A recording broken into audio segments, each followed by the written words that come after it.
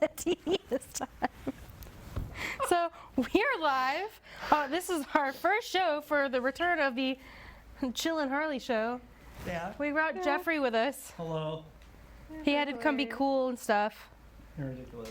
This is just us being us. Yeah. And all the craziness that goes with That's it. us being us, and we're here to annoy the hell out of our studio mom today. Yes, entirely. Robin, we love you. She had to take her jacket off and give us the stern mom looks. You gotta love the angry looks. She's flipping me off behind the cameras. I love it. I love this. So this is basically the Jill and Harley show. This is awesome. You guys have brought this back and reformatted everything. Yeah, this is basically our Monday night live shows. We're just bringing it to the air.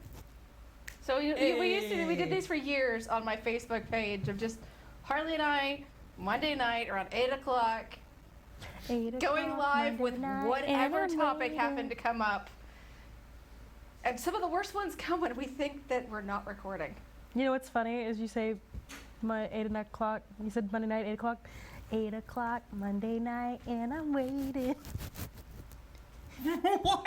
You never heard the girl the bad guys want song, Bowling for Soup?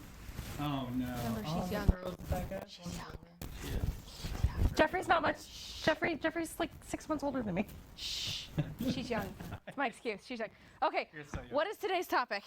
We always start with a topic. We never stay on it, but we start with one. So we're gonna start with steampunk, what it was, where it is, what in the hell happened to it. Yeah, because I remember it hit mainstream, and Victoria's Secret was doing like all the steampunk stuff, and then I think in a course of 6 months, it just disappeared into the air. Yeah, that's actually really true. Went into the Literally- atmosphere. Yeah, it literally was pretty big, or like what, a year or so ago, and then I know we're just 5 years. 5 years ago. dispersed. Okay, five. It was cool 5 years ago.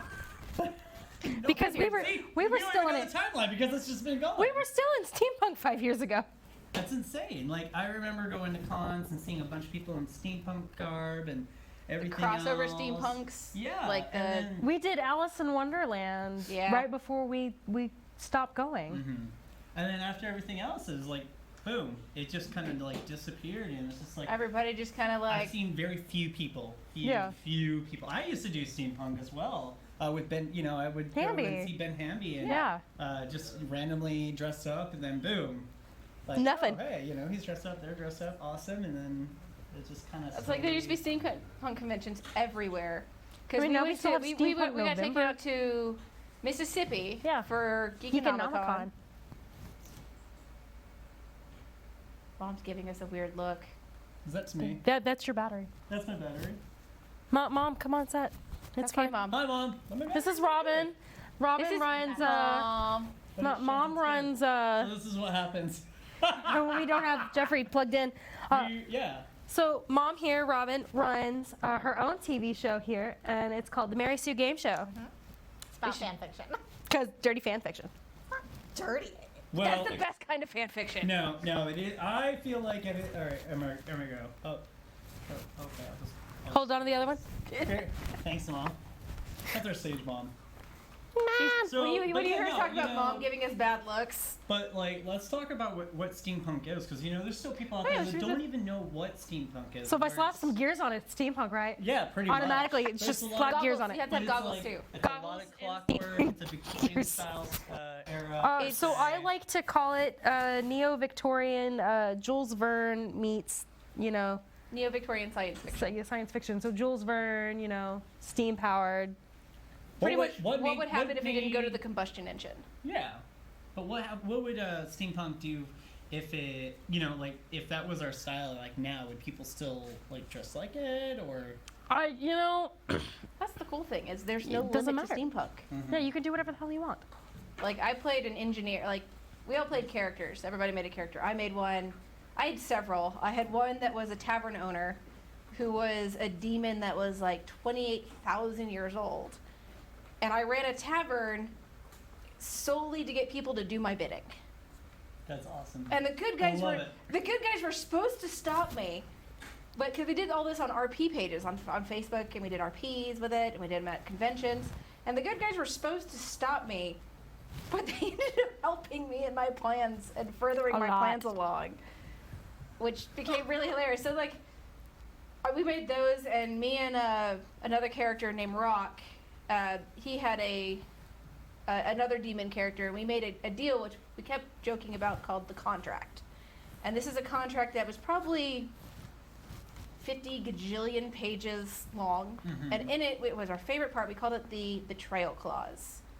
And in that betrayal clause, I could betray you as long as it was, or you could betray me as long as it was mutually beneficial to the two of us. We're broken. Keep talking.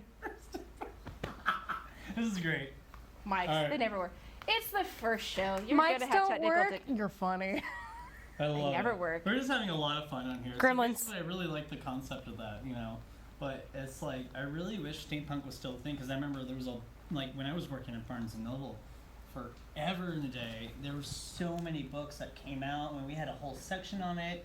It was huge, it was popular. And Well, you it mentioned looked Ben like it was Hamby something- earlier. Huh? Ben Hamby, who wrote several of them. Yes. And there were a few books of his I actually sold because of that. But it's just like, you know, it was just a huge giant fad, and then after that, boom, it just kind of dissipated. I felt like it hit mainstream. And when it hit mainstream, like Hot Topic was carrying steampunk, Target, Walmart, everything went steampunk. Like, I got it from my grandparents for Christmas, which weirded me out that my grandparents were buying this stuff in the first place. And then by summertime, it was gone. Yeah, just poof. Do you think it's because of like the other trends that were happening, like Marvel Universe started getting really big? I think that was the kickoff of Marvel, wasn't it? Yeah. Mm-hmm. That was when I think Marvel kicked off. And I think, like most things, like most trends, it just it hit its way. It built up. It hit mainstream, and then it died off because it started in the '80s, didn't it? Yes. Like Yes. it was, steampunk used to be very underground. Like started in the '80s, and then I think we got it.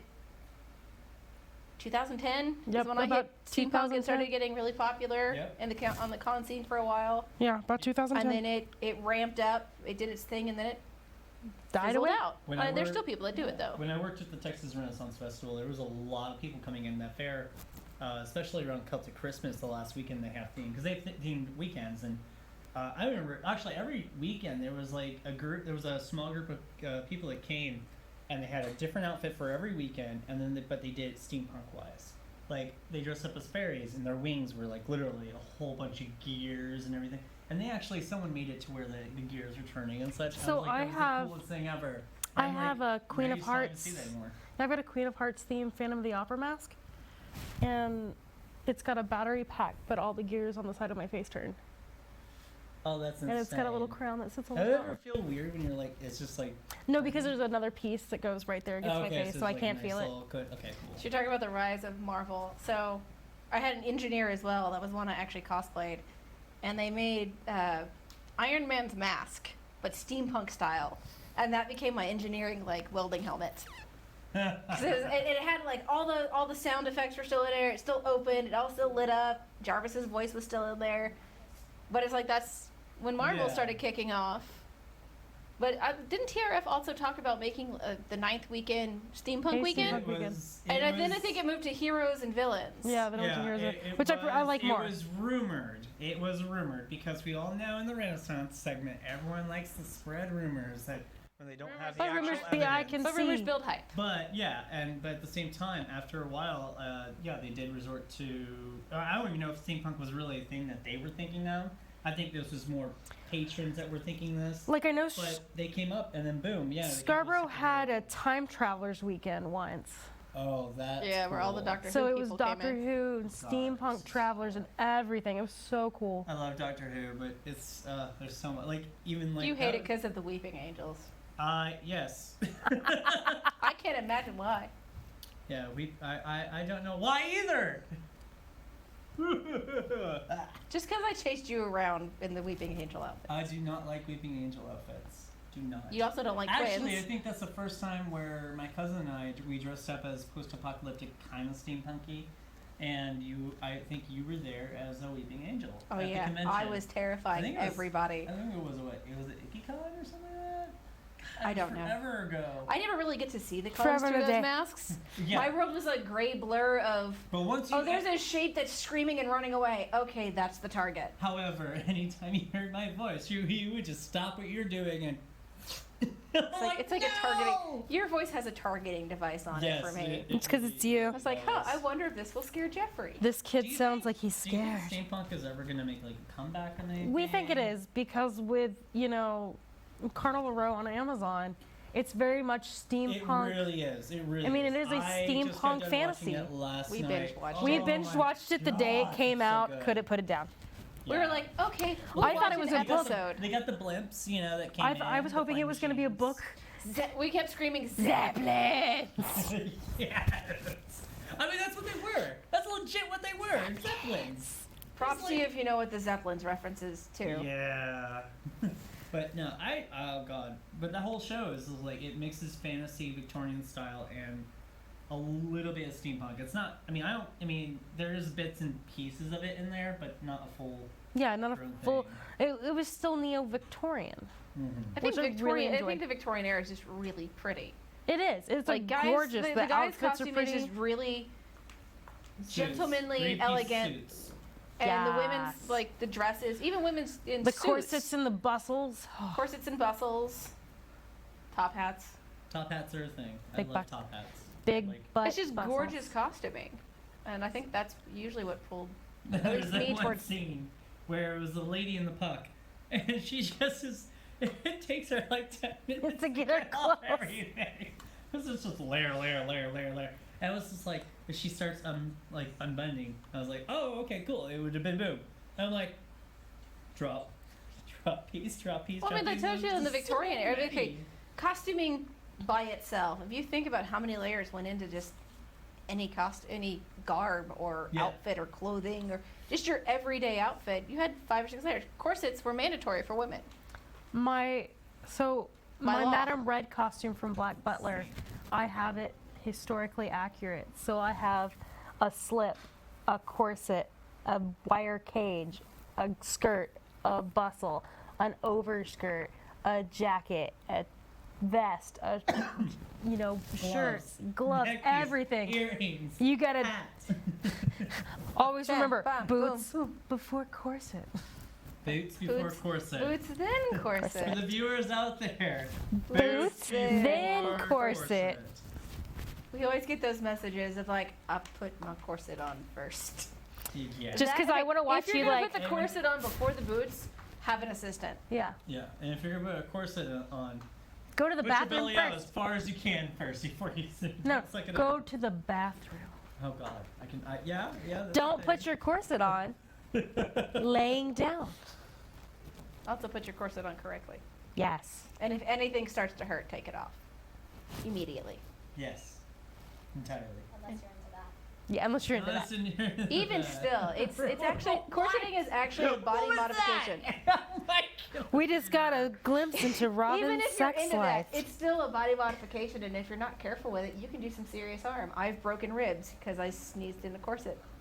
I'm learning so much right now. I love it. We're learning about Robin Also, today. learn your body type for a corset and what kind of corsets you can wear. Like Harley can wear a traditional Victorian, Whereas which is most people the can't. cut hard hourglass, where I can't because, I have ribs. I've also trained my parts. body over the years, and I can take my waist down 18 inches. Whereas most people healthily can take it You're down also a mutant, 4. and your body Yeah. is like 8 different body types put It together. is. I don't know how I feel about You're a this. mutant. I really want to see this happen. You've seen me in my Victorian Have I? corset? Yeah. Your Alright. Victorian corset? Excuse you. Okay, you've seen me in Jill's Victorian corset. Oh, I like to steal her clothes. She finally well, bought. you do live together. She finally bought a corset, and she still went back to stealing my corsets. Because I look better in it. Yeah, it's And also a there's reason why $10,000 I'm sitting corset. between you guys right now. I love this. It's okay. I have shoes. Sometimes Jeffrey, sitting between Jeffrey us is has not a shoes good thing. too. So, We got banned from throwing shoes in the studio because of Jeffrey. I but have we better all get aim. one shoe throw at Gavin's head a year.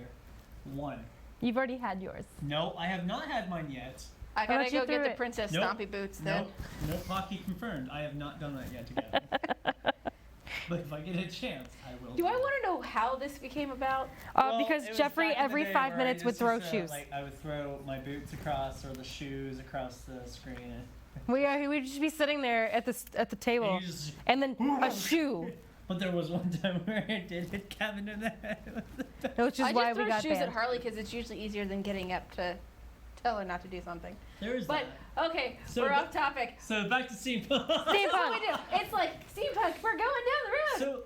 So like, Oh, look at So this. where did steampunk go? Where did it go? that's a really good question. Like, because What did it roll into? Cyberpunk. Diesel You punk. know what? Yeah, Dieselpunk. diesel and Dieselpunk, cyberpunk. cyberpunk. Well, cyberpunk is starting to like Come back because of Cyberpunk So if you think about it, 2077. it's like it went from steam to diesel to cyber. Like it's evolving its own Okay. thing. Slowly but surely. Like, it's here, Where it's would you there. go after cyberpunk? Oh, we got Cyberpunk. solar Solar. punk. Solar. It's really- Oh, the Daft Punk? eco-friendly. Kidding. I'm kidding. I got two. I was like, so if we it goes got to solar steam, punk, we got diesel, we got Cyber. cyber, we got solar, So and we're then we going. got Daft Can I Punk. just go like? Everybody's going up the timeline. I want to go really far down the timeline and go down to like Jurassic Punk. But wouldn't that just be Okay, Monster how Hunter did- World? How did you get that idea out of your head? Because I know we didn't Because talk we've been about playing this. Monster Hunter World. yeah, that is And her. all I can see is giant, like, Monsters. sexy armor. Okay, I also had the conversation yesterday about the Indoraptor. Indoraptors. But yeah, I want to go. I want to do Jurassic Punk. Jurassic Punk. Like, You'd basically just be doing Monster Hunter World. yeah. And I don't play that game, so I don't know. You get some go sexy fight big armor, giant Jeffrey. monsters. Okay, pretty much you're gonna take a T-Rex, rip its body parts off, and make armor. Well, kill the T-Rex first, obviously. You know, humane. Wait, is this the game that Gavin always plays? No, this is the game we play. This is the game we play. I don't know. Wait, Does is Gavin this play where, Monster like, Hunter? like the animals or dinosaurs are like robotic? No. You're in a new world, and there's giant like It's a whole series, Jeffrey. monsters, and you kill them. I think Jeffrey's going to play Monster Hunter World now. He should be a maybe. palico. Is it Xbox? Yes, Yes. it is on Xbox. You would be a palico. A palico? They're like They're little cats. Grimalkins. They're little Grimalkins, and they're your friends. Serious? There's a chef Grimalkin. It's all like big and beefy, and he cooks. And as he cooks, he always puts on he has all these little minion Grimalkins, and then he like puts the finishing touches on, and it's always the funniest cutscenes because it's always like something stupid like a leaf on top of the food, or he puts the That's Garnish. the only thing he does? he's just standing back there like this and like beep. He's very big. He's like, Oh my gosh. So if we're... And then now there's a fat like granny Russian cat that does all your cooking. What? Yeah, there's like a granny I'm not Russian gonna lie, that cat. food looks really good. It does. Okay. I personally would really like to look into this and see it. Okay, so I Monster think Hunter we'll- World. We'll have to play. But, going back in and looking at steampunk and everything, this was something that was made up in the 80s, just randomly, right? It was in a book. It got coined in a book at some point in time. It's literally Yeah. a Jules Verne term, I believe. No, because it got coined in like the 80s or the 70s. I can't remember. We'd have to Is go this thing on message Wi-Fi? somebody. This thing's on Wi-Fi. Let's look this up. So, but I'm like, what I'm saying is that if we go back in and we look at this, like take a real lifetime, okay, and we go back into the Victorian Think Captain style. Nemo Well, with all the high tech Yeah. inventions, but they're all steam powered. Like you'd still have cell phones, mhm. but we wouldn't have cars the way we do now. We'd have something that would be like steam they powered said that or the Great Library of Alexandria actually had steam powered doors Yeah. at one point, but because they burned it down, it Well, I mean, set okay, us back. if we're into talking about like evolution. technology, like first like that. Yeah. Okay, you're wearing a Star Trek shirt. Yes. Sliding glass doors you see in every single store you walk into first appeared in Star Trek. Yep. Star So- Trek actually has a lot to do with where our technology is, and So also imagine medication. what like steampunk and Jules Verne look, and everything did for our iPads, scientific iPhones. Okay, They had in Star live video Trek. chat. here we go. Yeah, exactly. It's the craziest thing ever. Steampunk. Although many works now considered seminal to the genre were published in 1960s and 70s, the term steampunk originated in the late 1980s as a tongue-in-cheek variant of cyberpunk. It was coined by science fiction author K.W. Jeter, who was trying to find a general term for works by Tim Powers, The Anubis Gates, James Baylock, Homunculus, and himself, Morlock Knight, and Infernal Devices, all of which took place in the 19th century, usually Victorian settings, and imitated conventions of such actual Victorian fiction such as H.G. Wells' The Time Machine. In a letter to science fiction magazine Locus, printed in April 1987. Okay, so now you mentioned H.G. Wells. That makes me think of Warehouse 13. and Always the Warehouse little, 13, H.G. Wells. The Farnsworth. Farnsworth that they Which used is to funny because every time I say Farnsworth, all I can think of Hubert J. Farnsworth from use. Futurama. Oh my gosh. We just got in that the solar punk is an Edwardian-based fashion. Oh, Nerf punk. Nerf punk. So yeah, I mean that's. I mean, I So guess Robin, you it could already take any is kind of a thing. thing. So I guess you could literally take anything and make it some form of punk. Can make it Okay. something. Like, if you've Oh, never looked wow. up Nerf punk, look it up. It's pretty much, instead of making the I'm Nerf looking guns at- look I'm like gonna your look at this right outfit, now. Nerf you punk? make your outfits Nerf punk. look like It's all the Nerf guns. So it's like yellows and Blue. Oh yeah, oranges yellows, blues, and oranges, purples. Okay, you know what? This is I really like Nerf punk. This is kind of cool, and it's because you see a lot of people who do steampunk and dress up. They actually have Nerf guns were our greatest thing They ever. do have a lot of darker palette and everything else. It's like all that, cream bronze. colors. It's Yeah. bronze and cream. To where That Nerf reminds is, me of like, Blueberry, this the is girl something that she would dress in this cute wow. little Lolita outfit, and it was all blues. But most people say steampunk is where the goths found brown. Yes, we found another shade of black. But it was fun. I won't lie. Mine was mostly like bronzes and browns. I did have a blue jumpsuit I wore. Whereas mine were all like Yours is reds green. reds and greens and golds. But I mean, that's the cool thing is you can take it and do whatever you want with it.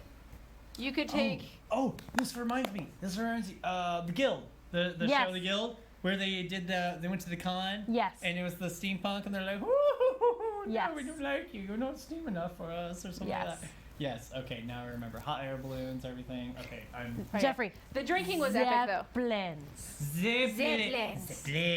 Zeppelins. I do remember like most steampunk conventions were mostly adult oriented. Yes. So there was a lot of drinking, but it was mostly like wines and fine beers. I won't lie, I walked around a convention with a wine glass half the time. But it I would wasn't drink like, my wine out of I'm my drunk teacup. and I'm stupid. It was, we're steampunk. We're gentlemen. We're ladies. We're elegant. There's something. Or something. And you got a strip raff. And then you had so much fun. The cool thing is there was no wrong way to do it. My favorite thing ever was typically Newsies were viewed as like younger kids. If you remember the movie Newsies, they were. I know what you're about to say. So a couple years ago, we worked with a couple who ran a steampunk group Yeah. out of Wimberley. Oh wow. And when I finally met the husband that helped run it, he was an older gentleman, maybe in his 70s, Oh. and he was a steampunk newsie in his 70s. And he had his little satchel, and they made newspapers, and he had his little hat. Oh, that's so sweet. And he'd run And, around the convention and deliver like the newsletter Newsletters. The to newsletter. all the vendors. The and newsletter to- had like, hey, here's what we're raising money for, and here's what our goals are. And Here's did he make it to where Yeah. it looked like old style? Yeah, and newspapers. everything? Oh, that's so. old style And, newspapers that were rolled up. yeah, and had- he hand rolled them all. Oh wow. And it was awesome. so this is a memoriam to him because he died this year. His Aw. name was Michael, and awesome. his wife is still going to run their annual steampunk show. That's We would steampunk amazing. out the dogs. Oh, Yep. Demon had a steampunk outfit. I've still got to make one for DC now. But Demon would run around. Demon had a steampunk character in the RP too, which He we made also fun of. That he had would a- chase. He would always chase after this one train because there was a red light on the back, and he liked to chase laser beams. So we're like, he would always chase the steam train train down. because there was a red light, and he always wanted to catch that stupid red fairy. Because the red fairy he wanted to catch it, so like That's he'd always go adorable. running down the hallway trying to catch the red fairy. So we were like, okay, let's just throw it into the RP because I was feeling bored. We'd get bored, and I'd do stupid things like I made a pancake fight. A pancake? Sometimes Pancake fight. Okay. when Her tensions in the giant RP Easter would get a bunny? little high, I was an admin. When tensions in the RP would get a little high, like characters were, you know, starting to get at each other's throats, I'd do something absolutely off the wall silly. And one day I decided, like, you know what, we're gonna have a pancake fight. So I She got had her pancakes banana and slugs. I slung pancakes at people in the RP. I ended up chewing holes in one of the pancakes, slapped syrup on it, and slapped it to a friend of mine's face. So they had a pancake mask, and they were the Pancake Avenger. Because there's a lot of people that you take RPs very seriously. Like a lot of people would think. Well, worst thing is we would meet people in public, and they'd realize who we were in these They RPs. realized I played the big bad. I played And like so the they final boss assume- bad guy. They assume you're the same person that your character is online, and you're not. I played the big bad guy that was like at the final, you know, the final big boss at the end of a video game. And then we'd have these brand new, like day one newbie characters come in and expect to take out my big badass character like a Disney villain. Uh-huh. And I'm like, no, if There's if no I will monologuing here. My entire character was designed to die eventually, but you're gonna put the work in to do it. You're gonna go through the months of RPing. You're gonna go through the time it will take for you to build up all your stuff to kill my character. Don't worry, she's not gonna die completely because we already worked that into the storyline. We have all this Of figured out. course. Of course. That's the best way to do it. I'm a demon, and we figure everything out. It's like right before we got out of the circuit, we made up a new group because I didn't have a regular character I played. I occasionally popped in as one of Jill's NPCs. I made an NPC called Sophie to run the tavern when my character wasn't there. and so I'd occasionally pop in as Sophie. So she popped into Sophie. So if she was out at a show and I was home, I could just pop in and be Sophie. But I never made my own steampunk character. Like I had a regular character I played in my own things, but we needed something that fit what we were into at the time and everything else. So we made a new group called the HMS The HMS FMV. I can't say the F word on live air, but it was mothering vampires. So Frack? frack mothering Fish vampires. sticks. Fish Fish sticks sticks. mothering vampires. All right, I like that. Well, that's really cool. So, like, when you guys go to conventions and such, and I mean, people will see you and they're like, "Oh my gosh, it's so and so," and they don't treat Wait. you as you. They treat you as your character. Your character. Which is why I had two characters. Yeah, that's what we call the bleed effect. Is that? There's a lot of It's a bleed bit of- effects. Like It's a so lot the of big bleed. badass mean character, I never physically brought her to life. Yeah. yeah, Because I mean, I won't lie. I went down. You talk about going down the dark rabbit hole. There's And some. I would take her, and that character was designed to go down the dark rabbit hole. And I made the absolute opposite of her to kind of come back out of the rabbit hole. I made the engineer who was completely stupidly naive, deathly afraid of heights, yet she walked around on jump stilts. Because she worked on a train, and war trains are huge, but she was too afraid to climb the ladder, so she wore jump stilts so she could still work high up on the train, but her feet were on the ground. Because, like most irrational fears, to her, her feet were still on the ground, therefore she Yeah. was fine. But you make her take one step on a rung on a ladder, and she'll lose her mind. Like, she will, you pick her up, and she loses everything. That's true. I mean, So- you built your characters so you don't have to be you. Yeah. That's I made two kind of the completely point. vastly opposite characters, and for the longest time in RP, nobody realized both of them. Like, because they would both, it got really bad. Like, I would sit there with two laptops open, and I would RP both characters simultaneously. So I nobody used to- ever knew it was So, her. That's and nobody crazy. knew that both of those characters were by me, because they'd both show up in the tavern at the same time, but they both RP back and forth. You know, I So it was would do stupid completely things. Like, I would do different than stupid you, things yeah. that nobody would pay attention to. Like, I made exploding banana slugs. That when they exploded, banana pudding would explode everywhere. I'm okay with this. You are until you realize why. Can remember, evil character. I did it to field test acid slugs. You're not used to the banana slugs that explode and make banana pudding. Oh, you're a terrible human being. I was. Remember, I played the big bad guy. What is this? I Welcome to Jill. that So is- if I- welcome if to I me. would I'm join an your evil game- person. So if I would join your game, like what would I be able to come in as? Whatever you want. In steampunk mode and everything. Steampunk mode and everything. You I cannot would come in like say- super god mode, like, oh, I'm gonna come in and like Yeah. waste everything. Oh no, I So can I contingencies come for in that. and like I guess like just my character be all dressed up? Can you RP it? Oh heck yeah. Can you like my thing about the tavern was if you can RP it and you can reasonably explain why your character can do whatever it is your character does, like I mean reasonably explain it, like you can't be a 5-year-old who's like I mean, a quantum physics master. oh god. Yes, you can. See, you can be I would- Seal Phantom Hive. No, what I would do, I would come in and I would be like, some young lad that would come in and be called Patch, and like his outfit would be like a bunch of like torn up Patches? stuff and patches. Yeah. But also I'll be someone that's a tailor, but also someone who has a secret, like not a secret, but like a little side thing to where it, You tarot, sewed up tarot people. reading and divination. Oh, You could do whatever there's you that. A coroner. Oh, I could be a coroner. You could be. There you go, a mortician. So like You could be the Mortician. guy. Can I be a mortician? Yes. Oh my gosh. Okay, so I'll be Patch, and I'd be like. you could be your main job could be you're the tailor, because back in the Victorian era, people usually the coroner was somebody else. It always, yeah. You know, always it was the coroner was the local vet or Or the library. the guy. librarian or Yeah. the coroner was the local The tailor. chef. The chef, Yeah. the butcher. Typically, the coroner was the butcher. That's insane. So I would be a tailor who would be also the mortician of You could do that town. I as like long as you this. can feasibly explain. That was my ruling. As long as you can feasibly with a hobby of explain. tarot reading. But the other thing Sold. was, You talk to the you dead. have to be able to make fun of your characters. You talk to the dead. I talk Like- to the dead. So there you go. It'd be funny. I am a tailor, but at the same time I talk to not only my clothes, but I also talk to the dead while performing tarot reading. Whatever Well, makes so sense.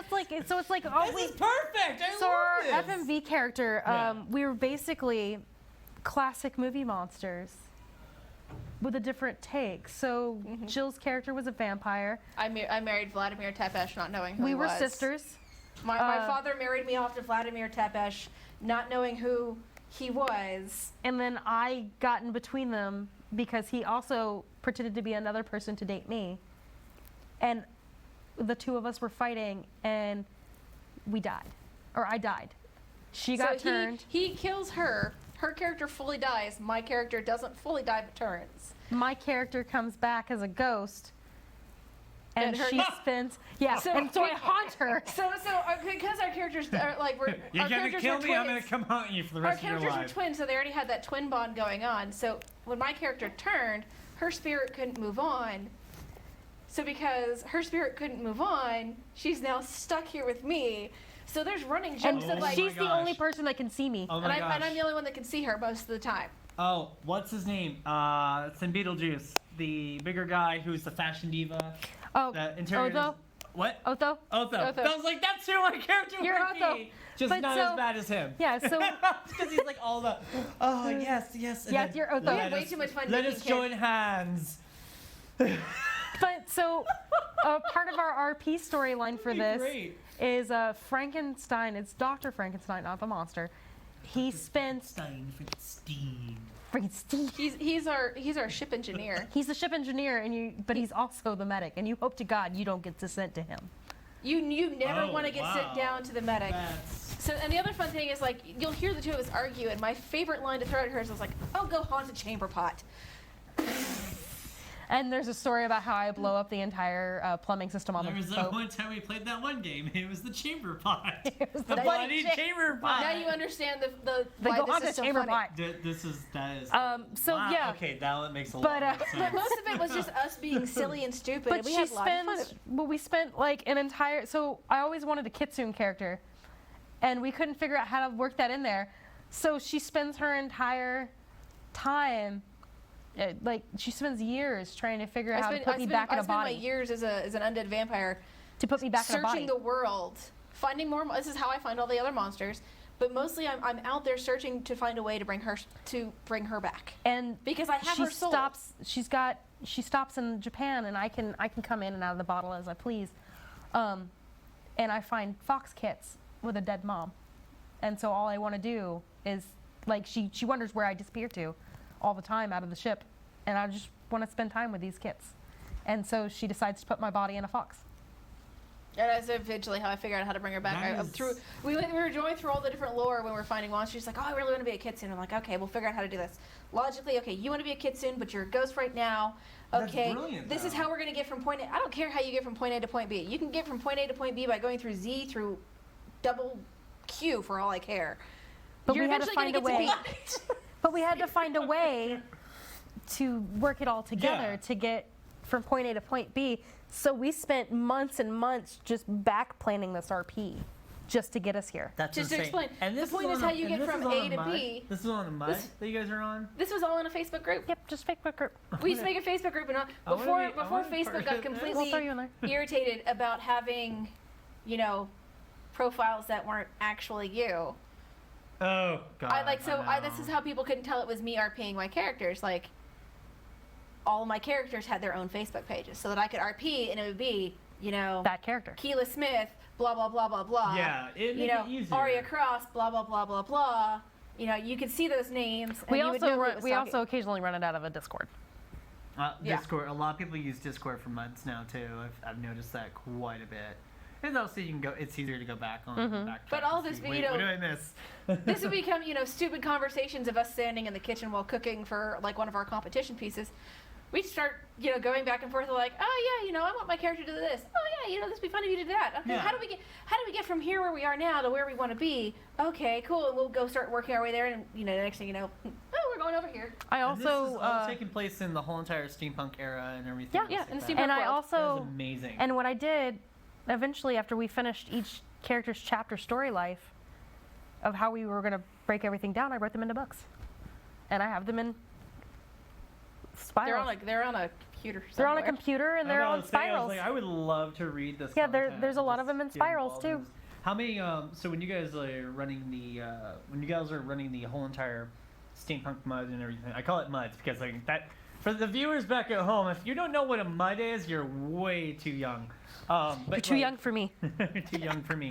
But Must you be know, this mud, nerdy. mud's basically where you can go in and you know you role play stuff like this, and that's what they were called. And it was just type it out. Like I remember AIM chat rooms and.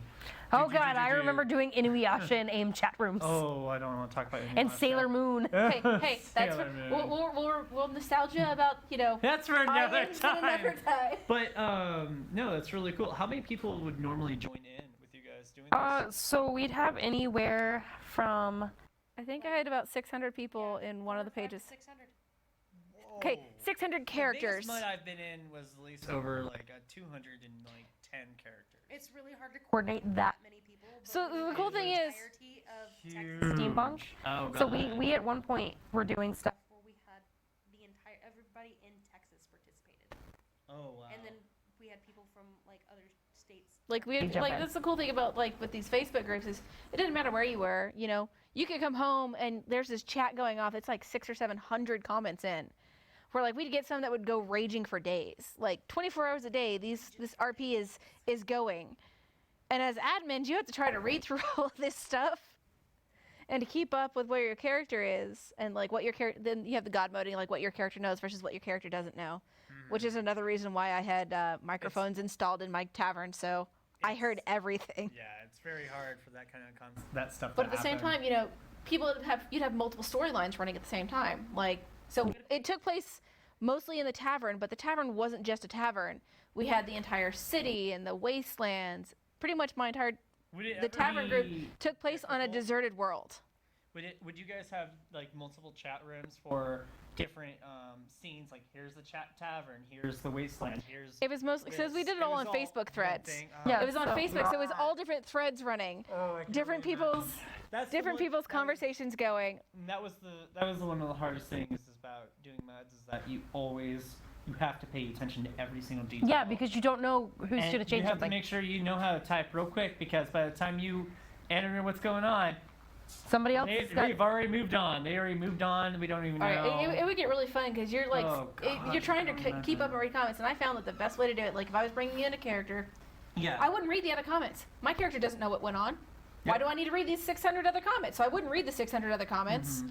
I would later if I was bored or, you know, needed bathroom reading. Well, there was. But, oh you my know, I wouldn't read 600 comments. I'd jump in it with, like, my character is, I was like, you know, I'd hop in on the thread and, like, I'd make my character enter, Yeah. and from there on out, that's what I would read, and because that's what my character would note. It helped me differentiate what my character knows versus what my character doesn't know versus all this going back and forth, and we'd have multiple storylines going. We'd have stupid storylines where we scared the entire admins of another group because we had planned this. We had every single villain. And there's a bunch of us that played villains, and there was a bunch of people that played good guys. We had every single villain coming into this chat room on one thread talking about Operation SPF 1000. And Operation SPF 1000, and it's you've got the people's airships flying in, and all these villains are coming in. And we're talking about I've got the crates for SPF 1000. I've got this for the SPF, and so we have admins that we keyed off one admin who also played a villain that knew what was going on. Yeah. Everybody else had no clue what was going on. The good guys are freaking out. The admins are freaking out because they don't know what's about to happen. Oh, And so, we had about 200 villain characters coming into this island, and it's a small town on the island, and we're going off on this other end of the island, which is where my character ran most of her stuff. Yeah. And you got all these villains, flying in with their airships, trains coming in, all for a beach party. We freaked them. Everyone's freaking out. We freaked them out for a beach party. Serious? SPF 1000. You're coming in. They have no idea what this We did this for a week. 1000 is. People are freaking out. For a week. For battle, they've got all this stuff, and then you're like, We the had villains come aboard, and the ship just drops. Party! So we have all the I villains. can just see that happening. That's amazing. So all the villains are coming through. Yeah. So we planned this out for a week, and we're dropping all this stuff coming in because there was around the city was a really dense forest, and you didn't go in there because there were mutant animal experiments, aka I let them roam free. I didn't want people coming near my compound, where I did all my experiments as the evil character, so people wouldn't go into the woods because you'd die. It was set up instantly. You would die. There's so much bad stuff in there. You just don't go in there. So, but all the villains knew how to get through it. They knew the paths to take. They were cleared through, the animals knew who they were. They were clear to get through. So for a week, for literally an actual physical week, we were bringing in all these characters, dropping stuff in. Yeah. All for us to have an actual beach party. And they are freaking out, losing their minds for 7 days. I mean, people in real life are freaking out about what's going on in this RP online because they don't know what's going on. And we're like, it's nothing but Operation SPF 1000. We had good characters. I've got a bad character like this. We're like, no, you're not a villain enough. And we keep going. Oh my word! I can only imagine the amount of chaos that you two created. And then all of us got together. Surprised me, really. Because we had a convention that weekend in Mississippi, and then all of the villains got on the beach, and we had an actual beach party on Sunday. Oh wait, so this actually happened. So it became, online and everything. It started all online. And then it actually ended up where everyone that was. It culminated in a beach party, and there's actually a photo of some of us in Hawaiian shirts, and all of us just hanging out on the beach, as our villain characters. Jill and I are laying on a cow. Yeah, that's the way. Because we brought a cow. We brought a full cowhide all the way from Texas to Mississippi. We're from Texas. We don't take towels to the beach. We take a cow. Beach towels. We got a big cowhide, and we're just like. We got a giant bonfire, and it was fantastic. We were all laughing because it'd been a really stressful. Place that had Texas barbecue. barbecue. No, that right there is that's a way to. That's how we RP stuff. A RP to a LARP. We RP to a convention to an actual party, and this is the stupid things we would do. Which is funny because so nobody knew I had a bad guy character, but at the convention I was Sophie. But when we got to the beach, I was the bad guy character. They were like, "Wait a minute, are you kidding me?" And I'm like, "Nope, I'm a bad because guy." all convention long, I played Keela, which is my good character. Yeah. All up until I got to that part, and then I'm like, "Okay, we'll take her out for a little bit." And I took out Just the evil laying on character. Can you viewers you imagine this happening? If I was in this mud talking freaking out for a whole week, and I'm going to the convention. And the next thing you know, I'm like, wait, are they actually meeting at the beach? Yeah, we're actually meeting at the beach. I'm like, okay, I'll be there. It's all by the way, convention long. come dress as your character. SPF was okay. SPF. We wouldn't say come dress. You're like SPF 1000 takes place at 7 o'clock on Sunday. Here we just walk by At people. this location. No, this yeah, we'd like hand out like secret SPF 1000 No. cards. Yeah, we were like, We were sending here's your secret invite. missives, like, you're like, SPF 1000 is a go. Like, we put things in so Morse code we even got and steam accidentally drop them places. So we got Steam Powered Giraffe and like 3 other bands involved, and Oh, they I all love- made videos that were playing on the main studio page. Like we had There's some an real- interruption there you video that go. took place during one of the concerts. Oh my god. So it's all static, and it's I think it was Steam Powered Giraffe was playing, and it cuts right through the middle of one of their songs, and it's FPF 1000 is a go. That's it.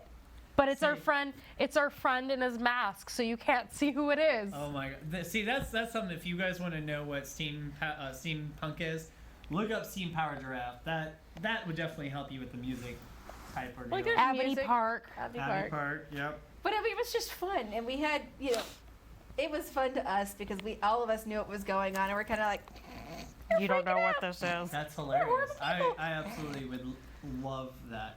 So overall, I mean, like going back. you'd love it if you were on the villain side and knew what was going on. Oh my gosh. It's So one of those, you know, it's one of those afterwards you're like, oh, this is hilarious. I can't believe I was freaking out that much for this stupid thing. So, all in all, steampunk. It was a good thing. It was. It was. Hopefully, it comes back. Right now, we're going back into the age of cyberpunk. Yeah. More So- synthwave type ordeal. Yeah. But, it's all right. I feel like We're getting there. there'll be stuff that will come and like all go. trends, they go through waves. Yeah. Because I know we're gonna be ending around here soon. Yeah, we got The a couple minutes. J.R. Oh god, the George. Oh, the director of Lord of the Rings. What's his George name? R. Martin. Thank you. He made a movie. That's George wait. R. Martin is. No, wait, No, that's that's the Game of author. Thrones. That's That's Game of it. Thrones. Oh god. J.R.R. Tolkien is the author. Tolkien. Tolkien. But who's the I don't know director? what his first Anyways, name is. He's they just made a movie Tolkien. where it's like big giant city towns that move around across Yeah. the world. What is it called? Mortal Engines, honey. Mortal Engines. Okay, that's steampunk. That Yes, I Mortal never saw it. Engines is like right in at the end of steampunk, going into like cyber and diesel. That's Okay, like cyber okay, post-apocalyptic. Yeah, it's like cyber Got it, post punk. got it. It's like right there in the middle. Wasteland punk. Wasteland punk. So Like There's post-apocalyptic a lot punk. of punk in here. There's a there's lot of punk punk. everywhere. Just throw in a So mohawk, it'll be good. Jeffrey, where can people find you when you're not here stuck in the studio with the rest of us? I mean, you guys can find me anywhere. Cooking. You can go to my Instagram, JinxerMajor17. Jeffrey find me cooking. on Facebook through Sin and Seraphim. I play as my other persona is Father Blix, and I MC shows and I do tarot readings on the side. And yeah, it's just a lot of fun. MCing shows is fun. Jill? Oh yes, it is. I don't know where I am half the day. Don't even ask me where I'm going to be tomorrow, 'cause I don't know. Or just find any of us. Ask her. She's the one that myself through coordinates Kaiju my Labs life. Media. So- I mean, yeah. Yeah, stay tuned. Kaiju Labs Media. Up next is fan service. Well, you see the rest of us, our faces once again. we can And talk about, Brad's like, Red Web Yes. The Red Web. is coming up as well after fan service. It's almost like we're a bunch of nerds or something. Almost. Are we? Are we? Goodness, the nerds. Are we? Overall, So this it's has been a lot been of our fun. first show. This is our first I like time this. back This on is air fun. together. I want to come back. 'Cause Okay, we'll come I've back. had a lot of fun talking about You this just get to stuff. talk about a bunch of nerd stuff. This is what we like doing, and this This is is really what we cool. miss doing. So if you liked this, stay tuned for some more. Yeah.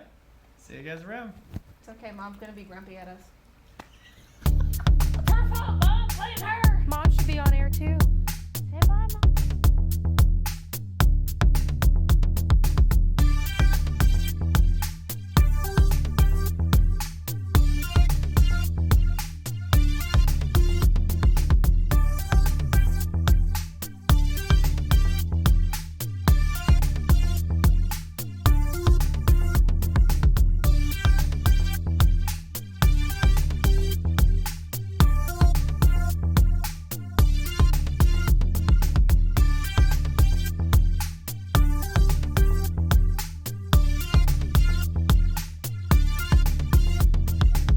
Hey everyone, welcome to our brand new series called The 10 Shortlist, which is a supplement to our upcoming podcast, The 10, which is going to be an amazing 10 things series. And we decided, let's do something short and fun for TV with things that don't exactly need to be put in podcast form and handled pretty small. And I came up with this project with one of our great friends here at the studio.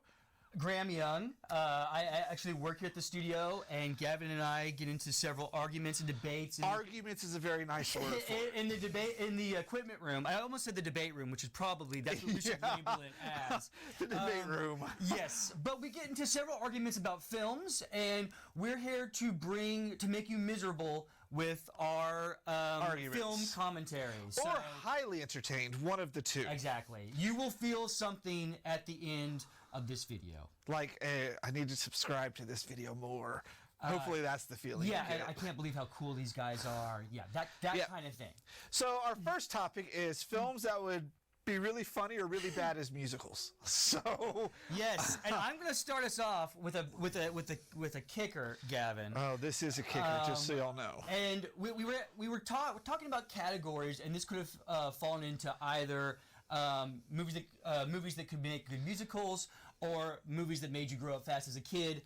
This movie is Kids, and I would like to see Kids as a musical. The streets of New York City, the dark, unforgiving The most messed up streets, West Side Story unforgiving you'd ever streets. see. Like, Yes, there and- wouldn't be like jazz hands. It'd be like, oh, this would be the most offensive music album ever. Well, you probably have never seen this movie, but there's a movie called Dancer in the Dark. I have seen Dancer. Okay, right. I didn't mean to.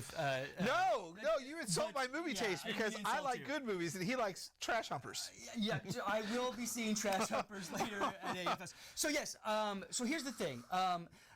In Dancer in the Dark, it is a very depressing film, and then the only time that there's any kind of joy is during these musical scenes that sort of break up the misery. And maybe taking that approach to Kids, I'm not sure. What do you think? I think it'd be really messed up. It's something you could not listen to in public or at work or at the gym. Some guy's like, hey, bro, what you listening to? You're like, Kids. He's like, I'm going to go to the next treadmill. Yeah, you know, just kind with of. your significant other. You'll be filing divorce papers Yeah, the next it's day. pretty bad. Yeah, so something you do in private, but I think people want to see this. Next thing I think people would want to see is Gremlins as a musical. The first one, because I have a really big fondness for dark comedy movies. And I grew up with the Gremlins, and I absolutely love it. And I just think, like, watching the mom stalk around the house thinking about how she's going to get you, or the Gremlins just running around doing the stupidest things, like Spike's last ballad when he's on the fountain going, you think you've won? Like, I just think it would be so much fun to see that dark comedy come out and just this bizarre musical. And singing as he's disintegrating. Yeah. That's kind of cool. Like, I'm That's a cool melting visual you. image. I would be like, yeah, just woo, yes. Because, like, I want a song, because one of my favorite scenes is the stop motion part where they're coming out of the shadows on the street. Yes. That needs a song, people. It needs an epic song of we're storming they're storming the castle, and they're just coming out. And so does Gremlins in a Blender. I think that needs a song.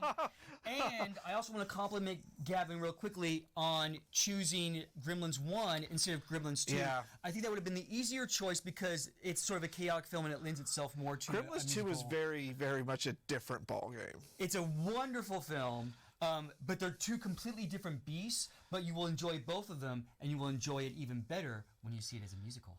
All right, what do you have next? Okay, I did such a great segue there. I know, you're like, hey, let's go. So up next, I have 2003's The Room, starring Tommy Wiseau. Can I just say I love how it gives you dates of these films? I'm like, you're just going to know the films I'm talking about. Yeah, so. mine I have to give some kind of reference, or I get a little arty on here. But anyway, 2000 and The Room is an art film, and I think everyone would enjoy seeing Tommy Wiseau enjoy, or just cringe. Run away screaming. Yeah. At Tommy Wiseau's singing, but again, it's a very melodramatic piece, and it, I think, lends itself to the musical genre. It would be a very kind of dark musical genre as well. Yeah, it would definitely be an interesting. It would be full of like power ballads and like sinister, like it needs to be like a sinister rock musical. Like, Yes. yeah. It would be the darkest soundtrack to feature a song, "Me Underwears." And with that note, we're going on to my next one. I want to see Jaws as a musical. I love shark films. It's one of my fascinations. Three-headed shark, snow shark, avalanche, all those horrible sci-fi ones I have watched before. But Jaws is the king of them all, and I just think it would be really hilarious to see Jaws singing about hunting underwater. Yes, I want a singing animal. So he is a In character this in the animal, film. I want them to sing a song about how they need to have a bigger boat. I just think it would be hilarious. We need a bigger boat. We need a bigger boat. Oh, it's gonna eat us. We need a bigger boat. Like, for real. Yeah. So I would love to see that. I would like to see a very or a violent musical, and it seems like Jaws. Well, there's blood everywhere. Yeah, It'd be hilarious. And the scene of the World War II veteran telling the story at the bottom of the boat as a musical. That'd be one of those epic ones where the lights fade, the spotlight turns on, everything just fades in the background, and it's one of those epic like monologue songs. I don't know. Why what aren't they're you called. making this right now? Go after the show. Go make this movie. Yeah, I do it with puppets and Legos. Stop being so lazy. Make a movie. Lazy, I do 2 hours of live TV a week. Don't talk to me about lazy. Well, speaking of lazy, that has nothing to do with the next Nothing to film do at with all. it. I try here. I'm working on my transitions.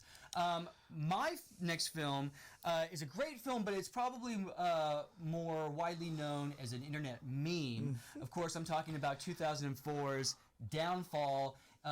And the scene I'm referring to is Hitler losing it in the bunker once he's learned that he's lost the war. And I would love to That see is him so many sing it. memes. Well, okay, but would it be in German with subtitles, or would it be in English with German subtitles? You know what? I want people to go crazy. I want German people to do their song versions of it. I want to, and maybe if the musical tours, if it goes to the United States, it will be sung in English. If it's in, if we go to Germany, it will be done in German. But see, German is such a violent, foul-sounding language. It would have to be a heavy metal musical for Germany, and something different here. Because you That's can't be like, true. "Du sham na yo no sa du sham na yo." Like that's why all the dark metal is German. Yes, we need to talk to Rammstein about possibly doing working on a musical. No, I think you're right. That's a really good A call. Hitler though. musical would be kind of funny, but yeah, it'd have to be 2 different versions. But so if you're putting me on the spot right here and right now, I would say I would prefer it to be in German then, So you'd want the more death metal version. with English subtitles. That'd be Or- really or fast whatever English it's called. subtitles. You better be a fast reader for some of this stuff. Yeah, exactly. But no, okay, cool. I think that okay, let's start making these movies. Well, the next one should have already been made because this is a big internet meme, is Jurassic Park as a musical, because they have that dinosaur song that people loved to sing back in the day. It's a dinosaur. It's a dinosaur. Like, I don't understand why no one made this into a musical to begin with, because it'd be hilarious watching the kids run around the park with Alan Grant, the educational song while you're going over the electric fence, don't pee on the fence, stuff like that. Like, I just think it'd be really hilarious. And then the best part, you'd get Samuel L. Jackson as that grumpy, foul-mouthed IT guy singing an IT song fully uncensored. If we can get Samuel L. Jackson to come back, as well as Jeff Goldblum, Laura Dern, Sam Neill, I think we have a film. I think we have a musical. You would definitely have a musical. It'd be funny. It would be so funny. Like, We get the kid back that remember when Sam Neill goes, "This is what he would do to you," and he had the claw, the raptor's yeah, claw. the little We'll kid, get that like, kid back. he'd be turning around doing, "I can never be a paleontologist." This stuff freaks me out. This stuff freaks me out. All right, so next up on the list, what do you have? Oh my gosh, I got so distracted. Okay, so So distracted by dinosaurs. Woo! yeah, going from dinosaurs to mogwomps. Oh no. We're going to be talking about Naked Lunch, David Cronenberg's 1991 near masterpiece, or masterpiece, depending on your opinion, is a great, weird, bizarre Okay, I film totally thought based you were on a talking really- about the Peter Jackson one. the Peter Jackson. His first film, Naked Lunch, with the aliens that ate people. Oh, that's Bad Taste. Bad taste. Okay, see, I got my movies crossed on this one. Naked Lunch is. I've attempted to read the book 3 times. Oh, I read the book 3 times. I still am kind of scratching my head about what it means. But it's a great little movie done by David Cronenberg that features drug use. It follows. It hits all the fun things. And insanity. It is based on the life of William S. Burroughs, and I don't know if you know this. I do. He shot his wife. They were doing a William Tell routine, and they were both on drugs. Oops, And- it's loaded! yeah, and he accidentally, instead of shooting the apple, he shot her head, and That's some bad aim right there. killed her. And I think that would be interesting to see as a musical. I think the song from the point of view of the gun, and that would be hilarious. Like, it knows something's going to go wrong. What are they doing? This is a bad idea. They're going to blame me. The apple's going to survive. Like for real, it'd be so bad. Not as bad as my next one, The Game, that Michael Douglas movie where he's a high-powered executive who has to go through that weird reality game. Yes. I love that movie, and I think the songs from it would be so weird because Michael Douglas has a pretty expansive career. He's had all sorts of things, but I don't think he's ever done a musical. I don't and think him he singing has. about his confusion and trying to survive the game would just be priceless because you wouldn't know, because there had to be two versions of it, his version and the version of the people behind the scenes who are tricking him. I think that would be hilarious, like intermingling. Yes. So you wouldn't really know which version is which song, and it would confuse you as much as it confuses him. Is it real? Is it not? I think there's a weird hybrid musical thing that could happen there, and you'd be like, You really put some thought in this, and you have a really great idea. I like that idea. On a side note, you have a brother, I have a brother. I remember watching The Game with my brother in the 90s, and after the film was over, we both promised each other that we would never give each other birthday presents ever again. you know, you can actually do that somewhat this day. It's called Mysteries by Mail. Okay. You'll send it to somebody, and they'll start these random supernatural sci-fi things in the mail given to them that they got to try. They don't know who it's from until the end, and then they get like a little cool ass trinket.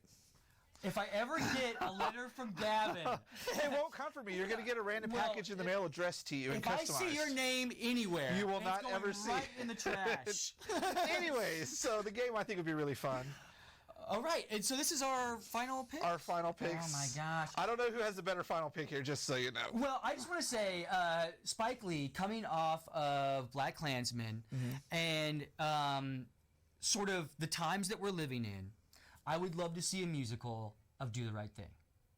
That would be another. That would be a really good musical. It'd be a very honestly serious think it would musical. I think it would definitely work, and people would sing about racism and issues longer than they do now. We've been dealing with intolerance in America For longer than we can for imagine. longer than Gavin and I have been around. Yeah. And to see it expressed in a musical and taking it to a different genre, a different platform.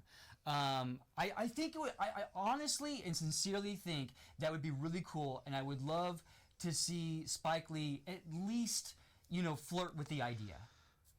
All right.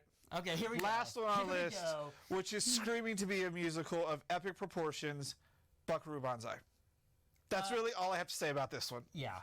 Buckaroo Banzai, one of the craziest movie ever, deserves to be one of the craziest musicals ever, hands down. It's amazing, and stars a Texas legend, Peter Weller. Stars all sorts of people in it. It is so bizarre. There's not a weak link.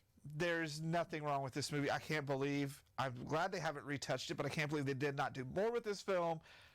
Buckaroo Banzai, that's all I'm going to say. Well, I'm going to say this. What if we opened the film by drawing attention to the fact that there's not a weak link in the cast? And the opening song is, there's not a weak link. True, and then it goes very much Monty Python-esque. Yeah, there you go. Yeah, I think that would totally work. Again, you seem to have Jeff Goldblum on the mind. I don't really know why, but yeah, be perfect. He's awesome. That's why. Yeah, that's our picks for musicals. That's our first 10 shortlist for you guys. I hope you enjoyed it. I hope you survive. Let us know what musicals you think should be turned or movies into musicals. I was backwards thinking about Buckaroo Banzai, like for real. Like I want to go home and watch it this afternoon. Yeah. I haven't watched it in a while. I have my plan for the afternoon. This is me hosting a show. I like his. His like epic anime pose. I have a plan. Like, all right, so we'll see you guys next time on the 10 shortlist. Bye. I'm Gavin. I'm Graham. Bye. And stay tuned for more.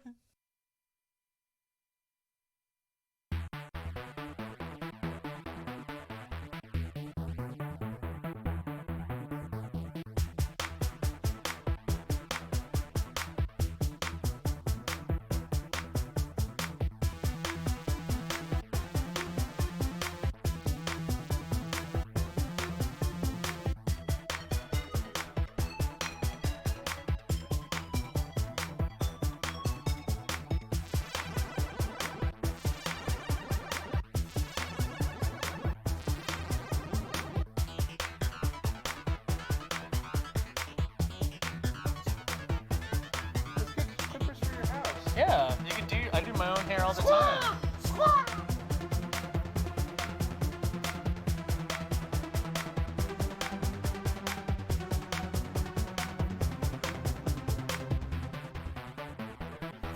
Magnificently.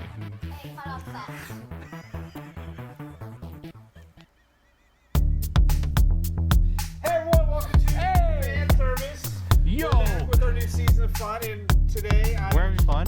we're always having Oh, fun. okay. I want to We're make having sure. a little too much fun today. I am your host, Gavin, and filling in for Harley, we have I'm Jill. who just did her first show. What was it like? Fun. It's a recreation of the old Facebook Live show Harley and I used to do every single Monday.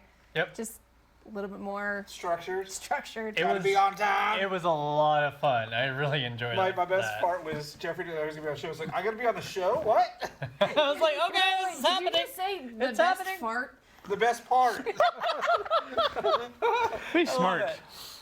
So, and we have Jeffrey. Hey! And I'm a bad Wikipedia entry. I'm Pocky D. okay. You'll make I sense don't here in a ever know minute. what's gonna come out of his I mouth. love it. I love it. I don't. So, we're going to be talking today about the forgotten. And I was thinking about Yes. this because there are things we all loved growing up, or even as adults, Yep. that were really awesome and then literally disappeared. Yep.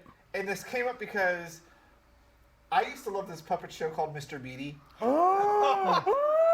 Yes! And Sorry. so I go through these weird moments where I think about things I used to love, and there is no merchandise, there's no video releases, there's nothing for this amazing show. Yep. And it's literally scrubbed off of the Nickelodeon website. Yep. So I want to talk about the things like that we used to love that are just gone. And so, Mr. Meaty, I want to okay. It was this weird Canadian puppet show about these two dudes who worked in a fast food place in a mall, and it was called Place in a Mr. mall. Meaty. How did I never see this?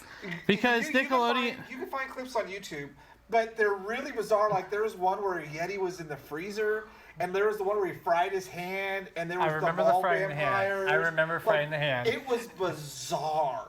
Like it made fun of mall culture and fast food culture, and it was so fun. It was. But it doesn't exist anywhere. And Yeah. it's a shame because it was really, really funny. It was consistently funny. It was. Oh my gosh, the amount of work that they put into that. It was just. And then my mom would be like, "What are you watching?" I'm like, "Please, you let me watch Beavis and Butthead for crying out loud." And like this is not any worse. the manager looked like a zombie in a wheelchair. Yep.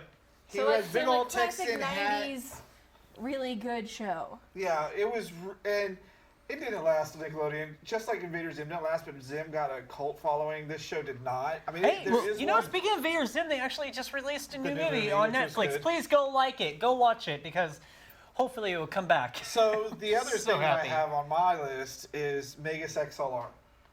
Did y'all ever watch that show? I like Network. giant It's robots. about this like redneck guy who fixes a car that turns out to be the head of a giant alien space robot. No, It's he so- fixed the giant robot. Yeah. And they didn't have a head, so he he got a got his car. muscle car and he just attached it to it. And he revs it up. It's got like flames and 8 balls on it. He goes and fights these giant space monsters. And it was 2 seasons, and it was amazing. Once again, no merchandise, no product, no home video release, scrubbed from Cartoon Network. And I can't figure it out. Gosh. Do you think that it doesn't have a following because it had no merchandise? Yes. This might be one of the reasons why, because they liked it. But this is also the time when Nickelodeon was canceling all their good stuff like Zim and Megan. Well, the networks were, because they wanted things like Butt Ugly Martians and Yep. Let's Do New Teen Titans. Whatever. Whatever. Ugh. They were hitting. No, the not that would be Yeah. Nickelodeon. Then that would be Cartoon Network. But it makes both of them. And were doing Cartoon, the same Cartoon thing. Network. Cartoon Network's big thing about Mega XLR was they were trying to make anime, and not make anime, and they But just it worked. It even had the best theme song. yes, that's what the Yep. thing I was quoting. It Yes. was just amazing, and it was a giant robot with a hot rod for a head. The best part was the main male character wasn't a skinny dude. This was like a big guy. He was Yeah, he was like- Gavin could was cosplay like- as him, like an adult Yeah, version of him. He had like spiked hair. He worked in a garage. He drank beer, and Well, he drank giant soda. robots. That like yeah. So those are my 2 fun things. I want to know what you guys think about. So stuff when that you was first forgotten. told me about this, the first thought that came to my head was purple ketchup. I remember Purple Ketchup. Oh my I remember all the gosh. colors. They were nasty, but that's the thing I remember. You're Nope. like things never that were around never that could aren't done here that. It anymore. was I just was like purple so ketchup. just. It was like someone melted a crayon. Wasn't it like green and the other The ones? green was cool. The purple though was was nasty. the The dye purple they was had to nasty. use. The green was okay. The purple was just nasty. The green was okay because it still was like you could find green tomatoes, boil them down, turn it into ketchup, and it'd still be green. Yeah. It's Purple, not really you have that bright green though. no, but I mean you don't have to work as hard as turning something purple, which is you trying to go from red to adding blue to make purple, and I it's always wondered the question about the purple ketchup because it's one of those questionable decisions they did, just like when Burger King did Mr. Potato Head to promote their French fries. Like the weird things that they think about No. doing, and I think purple ketchup was part of that. They had purple They thought ketchup maybe if packets. they changed the colors, kids would like it more. I guess I don't know, but that's one Tell of the me a things. kid doesn't like ketchup. well, it was so adults that don't like because the ketchup. government had regulated that ketchup was considered a serving of fruit. What? It was. One If point in time, ketchup. Was Ronald serving- Reagan Yeah. Ronald Reagan to Because the get tomato's the actually a fruit. Yeah, well, yeah, but so I like his confused. He's like, okay What? so I during can just during the ketchup Ronald and get my okay, fruit? Jeffrey during the Ronald Reagan administration to make schools compliant to food guidelines, Ronald Reagan said, okay, if they eat like 4 ounces of ketchup or like an ounce of ketchup, that is a daily serving of fruit. So now all the schools now meet requirements. so I literally could just eat a cup of ketchup. And thus our food, like, Yes, This is what's wrong with America. right, and this was during the Thanks, Reagan. Reagan. Like you, buddy. oh, Oh, Okay, speaking of so, purple, real quick. I love me some Kool-Aid. There was nothing better than back in the day when they had the Great Blue Dini and Purple Saurus Rex. Those were the Purple best Saurus Rex. flavors Yes. of Kool-Aid ever. Gone. Gone. Don't know why. Oh yeah. What happened to you? They did a re-release of He went through Purple too many Saurus walls. Rex, Too many. and I like grabbed a whole box of it, and it's gone. when Trix used to be in shapes. I remember that too. Oh, Yeah, so the Trix. running joke is we can't see the shapes anymore because we're adults. Because tricks are for Because kids. tricks are for kids. so But when they used to make Oh, all wow. the tricks, the different like Little shapes. little shapes. Yup. Do all you of guys mine are remember food-based. the soda squirt? Yes. That was my favorite soda when I was Orbits. a kid. I would Orbits. just, I'm oh with my her. gosh, That yes. stuff was so gross. Well, we used to host, like, my brother and I used to have LAN parties at our house. Oh my God, forever ago, back in the 90s. Wow. It's like weird to say that. It's like, oh, back in the 90s, and you got kids now are like, what's that? I'm like, but yeah, no, Squirt was our go-to soda, and we would just go through cases Surge. and The cases. Surge did come back. Surge did come back for a little bit. if we're going with food real fast, the Ecto, the slant. Ecto Cooler from Ecto, IC. yes. Man, I Oh could my not get enough gosh. of that when I was a kid. So, No.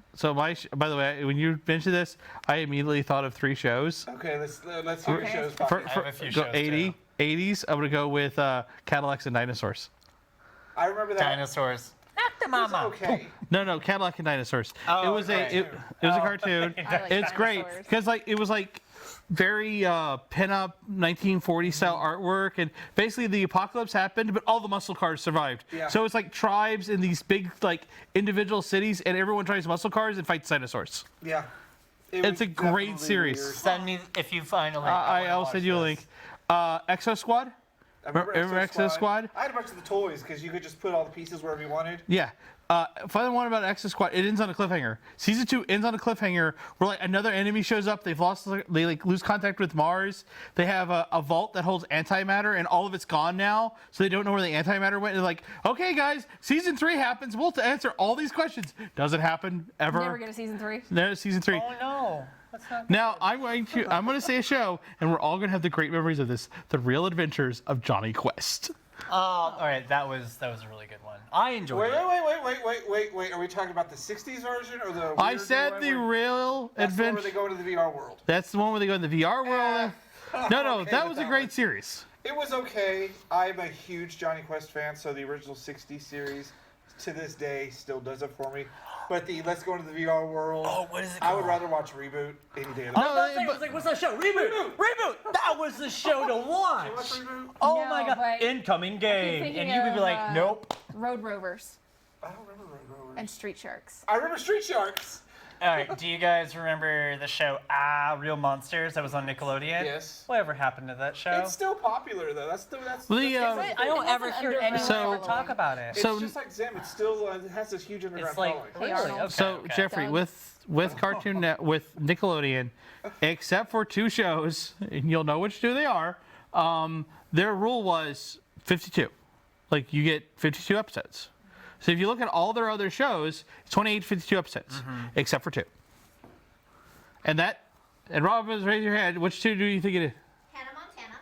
No, that's not Nickelodeon. Oh, never mind. Okay, and that also stick totally Rugrats, which they got all the way up to getting Yeah, into Rugrats is hold up, huge. and SpongeBob, which is still running, and that show is now 25 years old. SpongeBob, I But- can't But the bother. thing is, all of their shows follow that 52-26 format.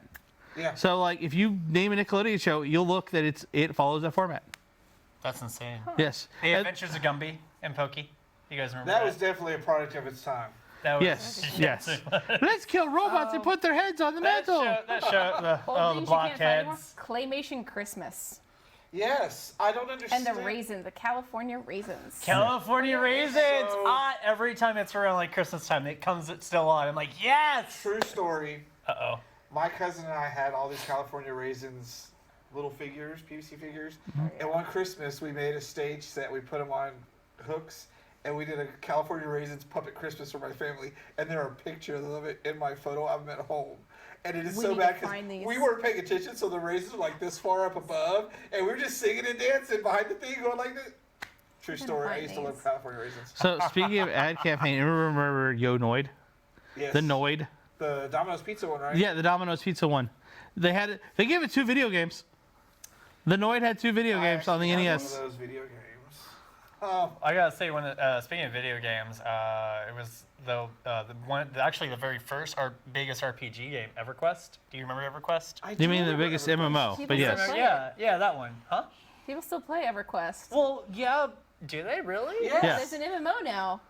Oh, Okay, snaps, I didn't EverQuest. even know that was. EverQuest was always an MMO. To be fair. Well, yeah, but I mean, back then it was huge, popular, but now I don't ever hear anyone talking about it. I mean, World Because of Warcraft just went back to classic with their servers, and Which I don't understand. you do realize there's like I what, play like it, I 2 can't dozen say much. MMOs? Yeah, unless you're WoW, nobody talked about you. Now, when we talk about things as a kid, you know what I absolutely miss? McDonald Land.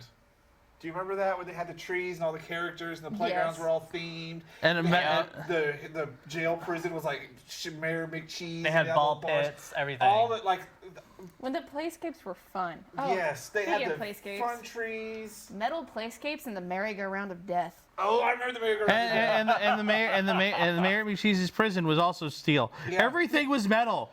We lived. But you know what? We Everything. had so much fun because like Zilker Park had that amazing playground, and now it's the same, but it's all plastic, which is okay. But like Garrison Park used to have this beautiful 2 fort setup where you could play, and now it's just like a hill and a baby slide, and that's it.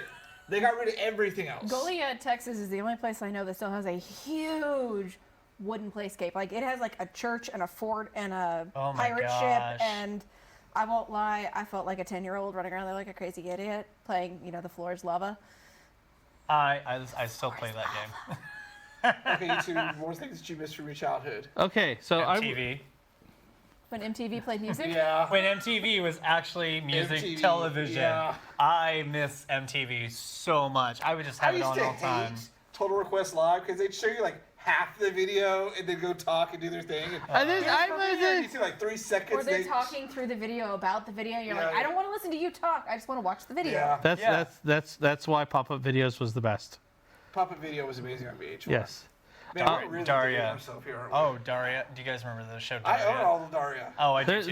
there- That was my go-to It's show. on Did you see the Netflix. creator of Daria actually It's drew on the one of the streaming Yeah. sites I have. I don't know. which Daria? one is Actually, the creator of Daria drew the cast as adults, like what they would look like right now. They actually drew them. Yeah. I The great one is the I think the football player looks like a straight up like daddy's bald. He's got a gut, but he's still wearing the jersey. I love it. Oh my god. Yeah, because I remember being a kid, we had all these great cartoons. A lot of them just survived throughout time, like He-Man and Transformers. No, He-Man. No, this new He-Man is crap. It's no. Thundercats. What new He-Man? Talking about? There is no new. No, there's like a new He-Man out now, or Thundercats. there's Or something. not. Thundercats? No, there's is not. it Thundercats? No. What? I thought they made a new Thundercats. There's a new like She-Ra. There's a new reformatted. She-Ra, and They it's did awesome. an anime-inspired one, but they stopped that one. Now there's a new one that's probably stuck in limbo because it looks like Teen Titans Go. It's called Thundercats That's Go. the one I'm thinking of. Oh, that is. called Thundercats Oh, Roar.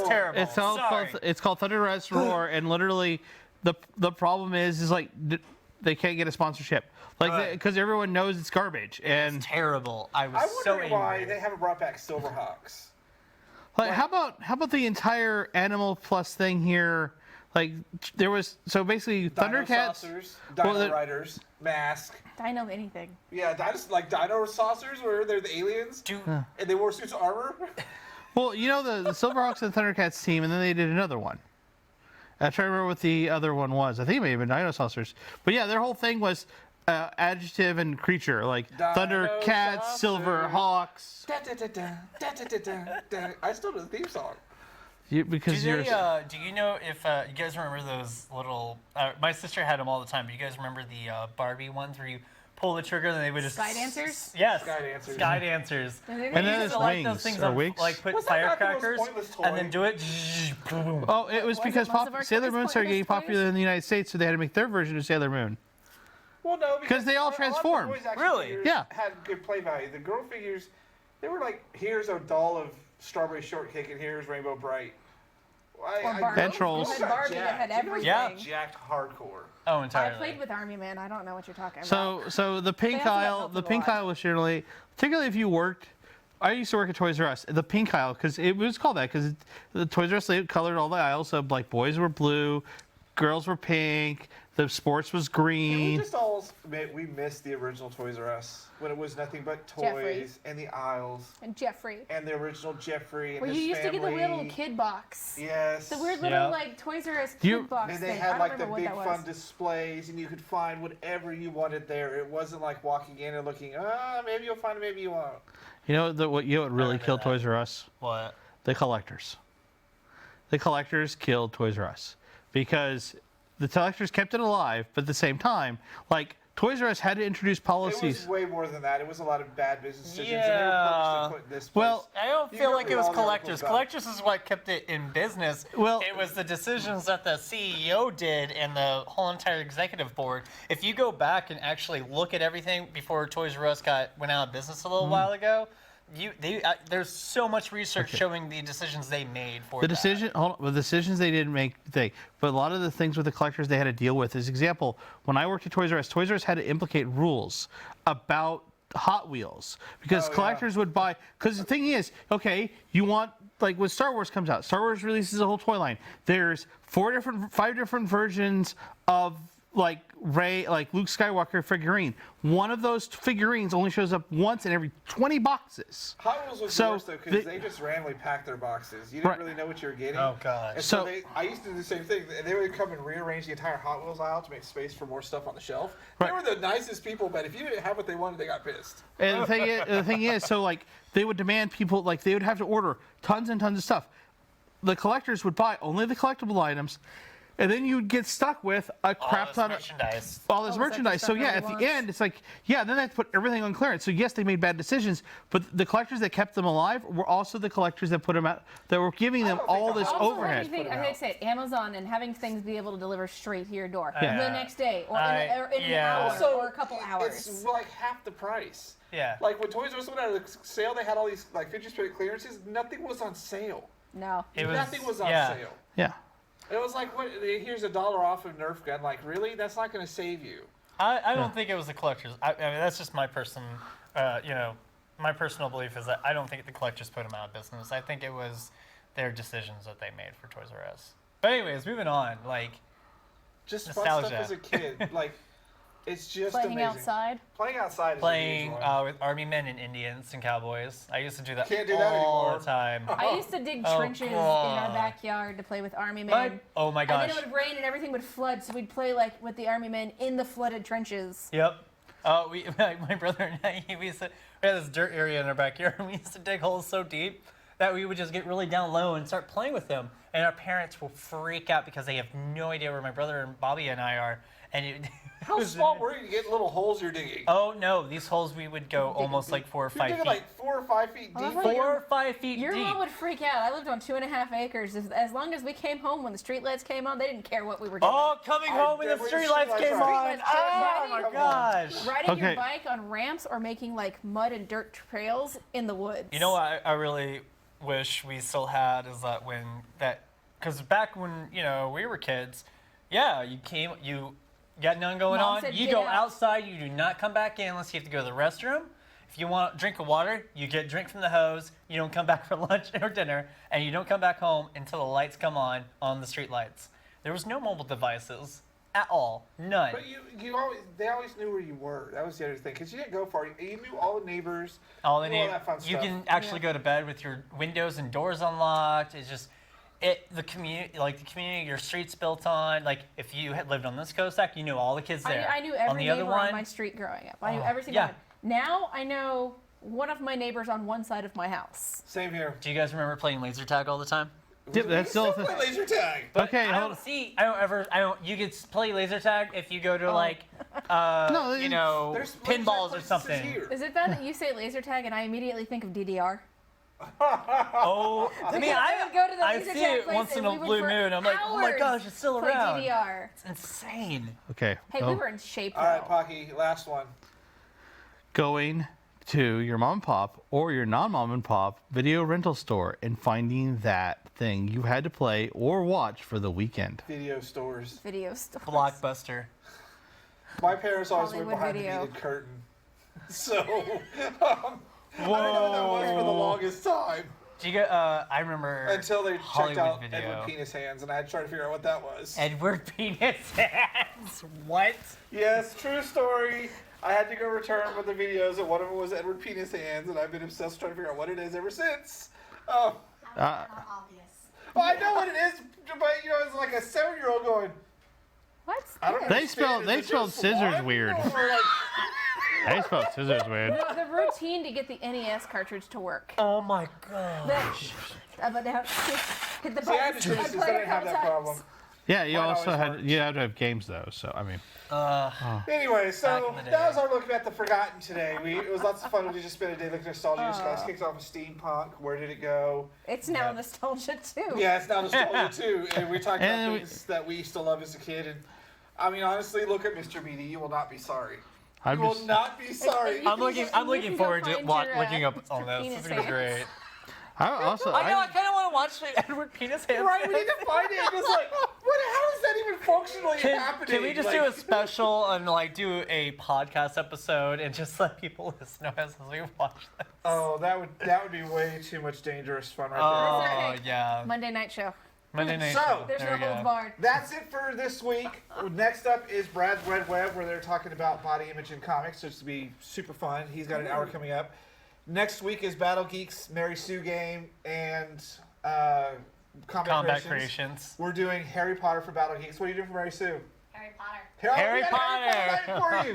Harry Potter on Harry Mary Potter? Sue. Yeah, we're doing Harry Potter Battle Potter. Geeks next month. So See, it's a cool we side. have And then lots of 2 fun. weeks after Catch that. us online as everything we do, and make sure you're paying attention to our Twitter account because something's going to be happening to it soon. I think it's Yep. going to be quite funny because we didn't know what to do with Twitter. Honestly, we were just like, it's Twitter, y'all. What are we doing? Let's just say that might have been building a few robots in the background. We'll So see what that's happens. it. Start the credits and stay tuned for Brad's Red Web after this. We'll see you guys next week. See you later. bye. You say that, and I think of BattleBots.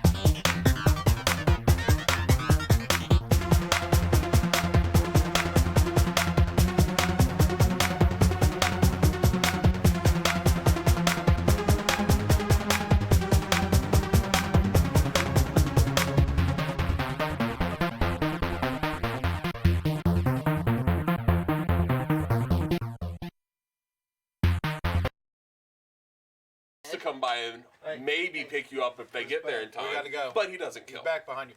828. Alrighty. Oh God. 829. I think I've got a grip on where I'm going. Oh God. That'll be it We first. got less than a minute.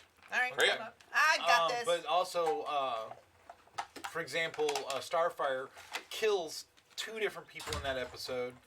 And one of the people is like tied up in a closet, and she like takes him out of the closet or whatever, and he tries to get away, and he like, you know, starts trying to run away to get away. So she hits him so hard he goes flying through the entire room to another room.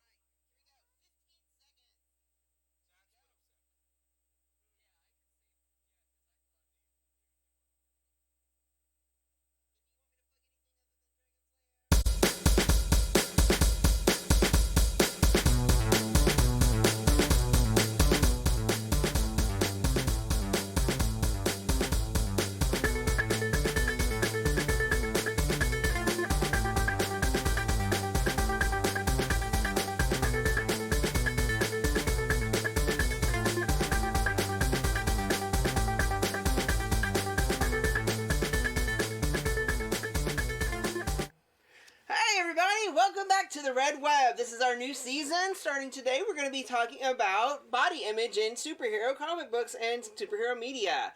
First off, I'd like to introduce all my fantastic guests. Some of these faces are familiar. You've seen them before. Of course, Miss Anastasia, who's my cosplay friend at Joanne's. And if you come by Friday night to Joanne's at South Park Meadow, we're going to be doing a cosplay open house. We're going to talk about some classes that you can sign up for in time for Halloween. So make sure you check us at that. That's Joanne's at South Park Meadows from 6 to close. Yes. And then my husband Bo, who is here, he's going to be helping us out with the Casa Superhero 5K this coming Sunday. Make sure you check that out. You can go to casatravis.org or casasuperherorun.com and learn all about that. An amazing cause that helps the Casa of Travis community and foster care system. And we are 10th year there. It's an amazing event. You'll be seeing lots of superheroes, events, kids runs, activities. It's great. Then, of course, we've got my co-host and partner in crime fighting, Mr. Greg Burrow, the Batman to my Robin, representing Dragons Are Comic and Fantasy. You can always pop by and see him. If you have any questions or suggestions for the show, or want to tell us how we're doing, maybe correct us if we mess up or whatever, you can give him an earful or go to our website and check us out there. And then the lovely Miss Angela, who is one of my very endearing cosplay moms, and she's going to be joining us with the Casa Superhero Run on Sunday as well. So check us all out. That's going to be a super fun thing. And today we're going to be talking about superhero body image. Now, before I get any further, I'm going to let you know that this is a very big issue that we've been talking about for a while getting onto the show. We waited until we were back to our hour format, which, by the way, will be an hour format from now on. And we wanted to make sure we had enough time to talk to you about it in depth and really get some interesting information and maybe provoke some thoughts and ideas to the audience out there. However, it is a really big issue, and we were having a hard time narrowing down how we were going to tackle this. So we thought about some different ideas. One of them was the ever-present internet slang of the male gaze versus the female gaze. We thought about the creator intent versus the audience perception. We thought about what the artist wants to see, what the artist wants to be, what your fantasy fulfillment is. We had all kinds of ideas. We could focus on the negative, like body dysmorphic disorder, unrealistic expectations, both males and females across the board, how it's changed, how it hasn't changed, where it has room to change. But we decided instead to go with something to start off with. We're going to try and see if we can focus on positive body image. Now, we all came to the consensus of the best way to do that was to talk about personal experiences. And since we're all part of a cosplay community, or 2 or 3 or more than we care to mention, I'm seeing therapy for it right now. We're going to talk about Joanne's is not therapy. Joanne's is not therapy. We're happy to be your fixer. We will give you all you want. Come and see us. I will hook you up. I'm the cosplay expert. So, First taste is free. So anyway, we're going to talk about cosplay and how that has helped us all, and as we perceive the community to really advance the ideas of positive body image and the diversity of body types. So I think this also has a lot to do with the explosion of diversity in comics to begin with, which is kind of what we're all about here at the Red Web. So we're going to start. Who wants to go first? Who's got an interesting story, an interesting point for us to start on? I know, Angela, you were talking about as a mom with daughters and you're raising in the superhero world.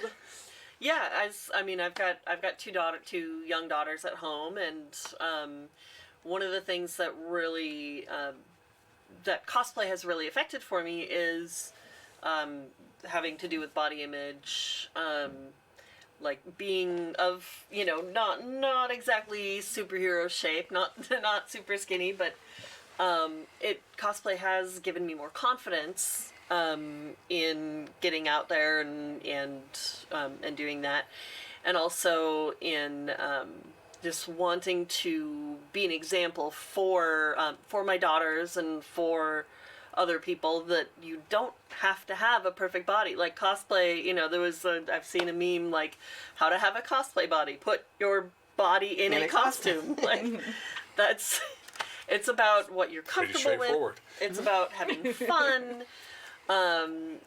It's about like one time I was Elsa for a winter thing, and it didn't matter that I was, like they just saw the hair, the braid, and saw Elsa and like would run and give me a hug, and it didn't matter to them that I wasn't.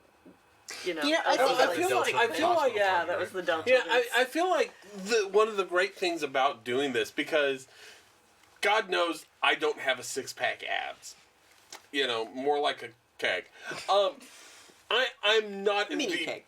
I'm not. Careful. I'm not in the peak superhero condition, and as much as I would love to be, I don't know that I ever will be. I want to be, but that's beside the point. It's called real life. Yes, exactly. Job. But it's not just the confidence that it instills in ourselves. It's the confidence that with the volunteer work that we all do, with the children and everything, it's the confidence that the children kind of get from seeing someone that's comfortable with who they are, that's willing to get out there and dress up as Thor, dress up as Batman, and Mary Marvel, and who have you. And no, none of us are, Well, a couple of things I think that are really important to note here is that a lot of times when we think of, especially what we do is with children, when you think of the children and there are cosplayers or people out there who place these limitations on what costumers and such can be, they're limiting their ideas to what adults think. They're not really thinking what kids think. I mean, when kids see you, they see Thor. And that's all there is to it. They don't think that, and anybody who says otherwise, that's their limitations that they're imposing upon things. So that's one of the amazing things about working with children is that their view of norms are different, and we actually have the power to influence those. Well, and not to be horribly inappropriate, but let's face it, with some of the conventions we've done, it's not just the kids that when they see me see Thor, the moms go, "Ooh, Thor! Let's get a picture." This is true. My daughter wanted a picture with you, and you got the daughters going. You also have the benefit of soaking in some of my excessive confidence. I'm like Rumor Wilson in that movie. It's He's like, so modest. You want some of my confidence? I'll spare it. That's how and I honestly believe that confidence is a huge accessory. I mean, it's like I always say, like I'm not super skinny. I'm not like and I still like.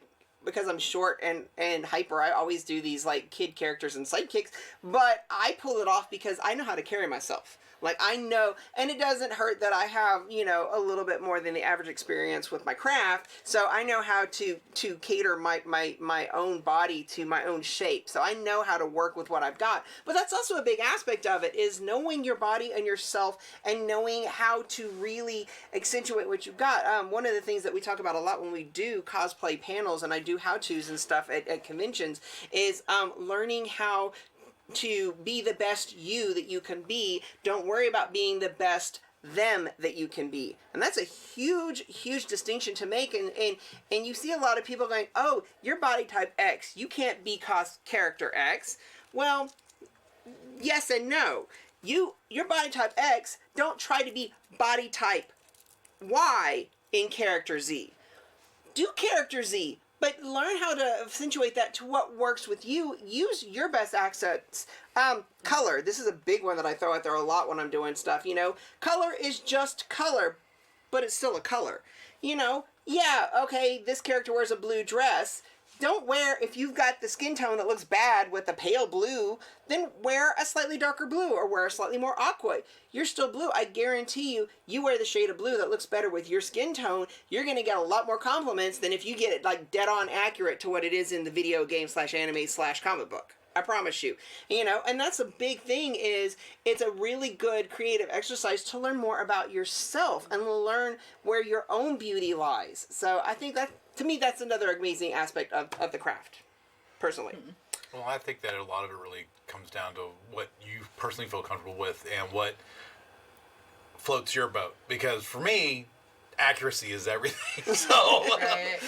So for me, I want to be as 100% accurate as I can. Like when I'm doing Adam West Batman, it's pretty accurate, and I have grown men come up to me crying and hugging me because I'm Adam West Batman for them.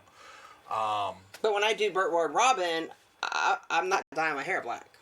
But you look good. I'm the redheaded Robin, and I'm pretty good. accurate with the costume. But you know what? Even being redheaded Robin, you still get tons of attention for doing the 66 Robin. Yeah. And especially from our generation or older, that grew up with those shows, and it's a piece of our childhood that someone's not forgetting, because you see so many Robins. We'll skip Batman for a second. I'll get back to you, I promise. But so many Robins. You've got Arkham City Robin. You've got the Red Robin. You've got all these gritty, dark Robins, and then you've got Robin 66. And you see our generation going, oh my God, there's someone who's doing my Robin.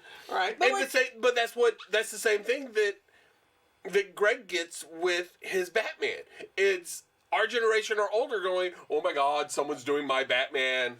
I have kids running up to me going, Batman, and hugging me. Yeah. Yeah. I mean, that's one of the things with our volunteer stuff. We had a Batman several years ago.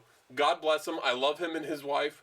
They are fantastic people. We did National Night Out Against Crime one day, and it was on a football field. We come walking onto the field. You hear this kid at the other end of the field screaming Batman at the top of his lungs. No. Oh, no, it was absolutely He was straight adorable. up anime running. Yeah.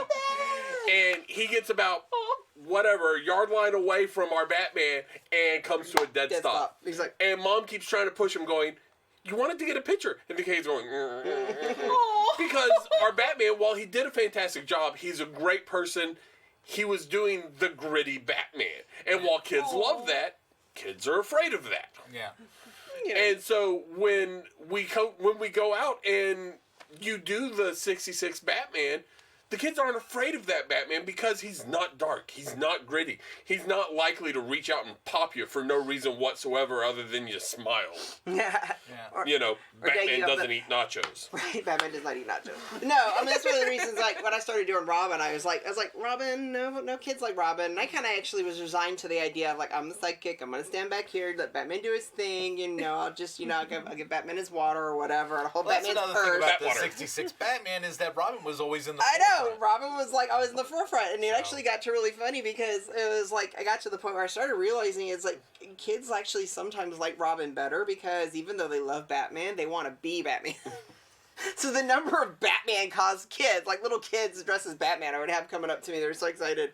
Like I got caught in this like the restroom. I was adjusting my mask one time, and there was this dad, and the cutest little. I mean, this kid was just like this little chubby kid, and he was so adorable. And his dad was trying to get him in his Batman costume, and the whole time his dad was zipping him up. His dad's like, Robin, you're gonna marry Starfire. I know because I saw it on the show, and he's telling me all this stuff about me, and he's like, why I'm so, and I'm like, oh, that's so cool. Thank you for letting me know because I wasn't sure she liked me and everything. Oh yeah, she likes you too. And it was just like, this little kid was just so excited I was Robin in there with him, So yeah, that's a lot of the cool things about that's fun. But again, like I said, Burt Ward in that show, I mean, he was like, I'm not skinny like that, and I'm not gonna be skinny like that, and I mean, I'm trying to keep in shape for my health purposes, but that's not gonna happen. Well, and kids put stuff into perspective so much because they really do. Because I mean, it's like I go out and cosplay, and I'm like, okay, is my rolls covered up? Is my hair right? And they don't care. It's like it's like, and it's so much fun to work with kids because it helps you recapture the joy of just like, this is what I'm doing it for because I love it and because kids love it, and especially with body image, it's like it puts it into perspective because now you're going, oh God, I can't put this on a kid. Yeah. I can't be like, oh, they're noticing me like pulling my shirt down, or they're noticing that I'm like, oh, I'm worried about this, because if they notice me wearing it, then they'll worry about it. Yeah. It's like, and I mean, when I was a kid and I started cosplaying, it was more for me, and now it's, oh, this is for them. This is for these kids to grow up and be able to spread that joy to other kids without all of our preconceptions we've grown into. Yeah, and I've kind of like, I feel like over time that body confidence has kind of grown in me. Like, when I first started with Heroes of Texas, I had Spider-Woman, which was like it was pants and a shirt, and I originally made it as a maternity costume. Because because she was pregnant in the comics, and like and I wanted to do a maternity photo shoot, and so like, but I've started with like kind of 2-piece costumes and costumes that like cover me a little more and are more comfortable, and then when I got Rogue, I think was kind of a big jump for me because that was when I went to like, the single piece spandex, and it's one of the reasons I enjoy my Thor so much, because capes are more than just a fun accessory. Capes need to be brought back. They really do. I love a good cape, but the capes, the champion style belt that Thor wears, they're good for concealment. It helps me feel less self-conscious about myself. So yeah, it's I can definitely understand that. Yeah, and then you have people like the cosplay dad, or like who's just like, I'm gonna own this. I'm my big beer belly, and like, I'm just gonna do the thing. And, and that like, it's. Like I was talking about wanting to set an example, like people like that, he set an example for me in a way that I didn't expect. Yeah. Because he's the cosplay dad. He has, a beer belly. Like, he has the dad bod. Like, well, it's kind of like you were talking about Jonathan Vella. Yeah. Owns it. Jonathan Vella, for those of you out there who don't know who Jonathan Vella is, he was, for the longest time, he was known as the San Antonio Aquaman. So he was a very lighthearted, very easygoing guy from the couple of times I met him and that I got to interact with him. He was not tall. He was not blonde. He was not in superhero shape that people want to tell you. He was on the shorter side, and Vela, it's in the name. He was Hispanic, and he was on the heavy side. But you know what? He owned that Aquaman. And if you talk about the San Antonio Aquaman, people know who you are talking about, who are in the community. And that's what it was, and that was one of his big panels that he did for years, was being comfortable in your own body, in your cosplay. You don't have to be a supermodel to be Wonder Woman. You know, if you want to do Wonder Woman, embrace it. Do it. Have fun with it. And that's what made him so good. And there's a friend of mine, Robin. He's a bodybuilder and he looks amazing. And he's come to events as Batman. He's come to events as Superman. I don't care. He's a great guy, really great with kids, and kids love him. He does All Might. He does a lot of characters that are, typically white, but that's fine, because he's better shaped than most white guys I've ever seen. I mean, and he just does an amazing. His Prince Adam is just amazing. Oh yeah, I love his Prince Adam. I just, it's one of my favorites. I mean, he's amazing, and I love having him at events. And whatever event he's at, he elevates just by being there. Yeah, because he is such a wonderful person. Speaking of the Casa Run, he comes and does the Casa Run with us, and there's there are kids at the Casa Run who literally just hang out and wait for him to show up because they're used to seeing him every year. Yep. So he's loved out there too. So this is a kind of a good thing for promote. Now, can't really talk this, and we really want to focus on the positive, but there are some negative sides, and there are people out there who like to knock people down and stuff like that, and you're not going to be able to get away with that.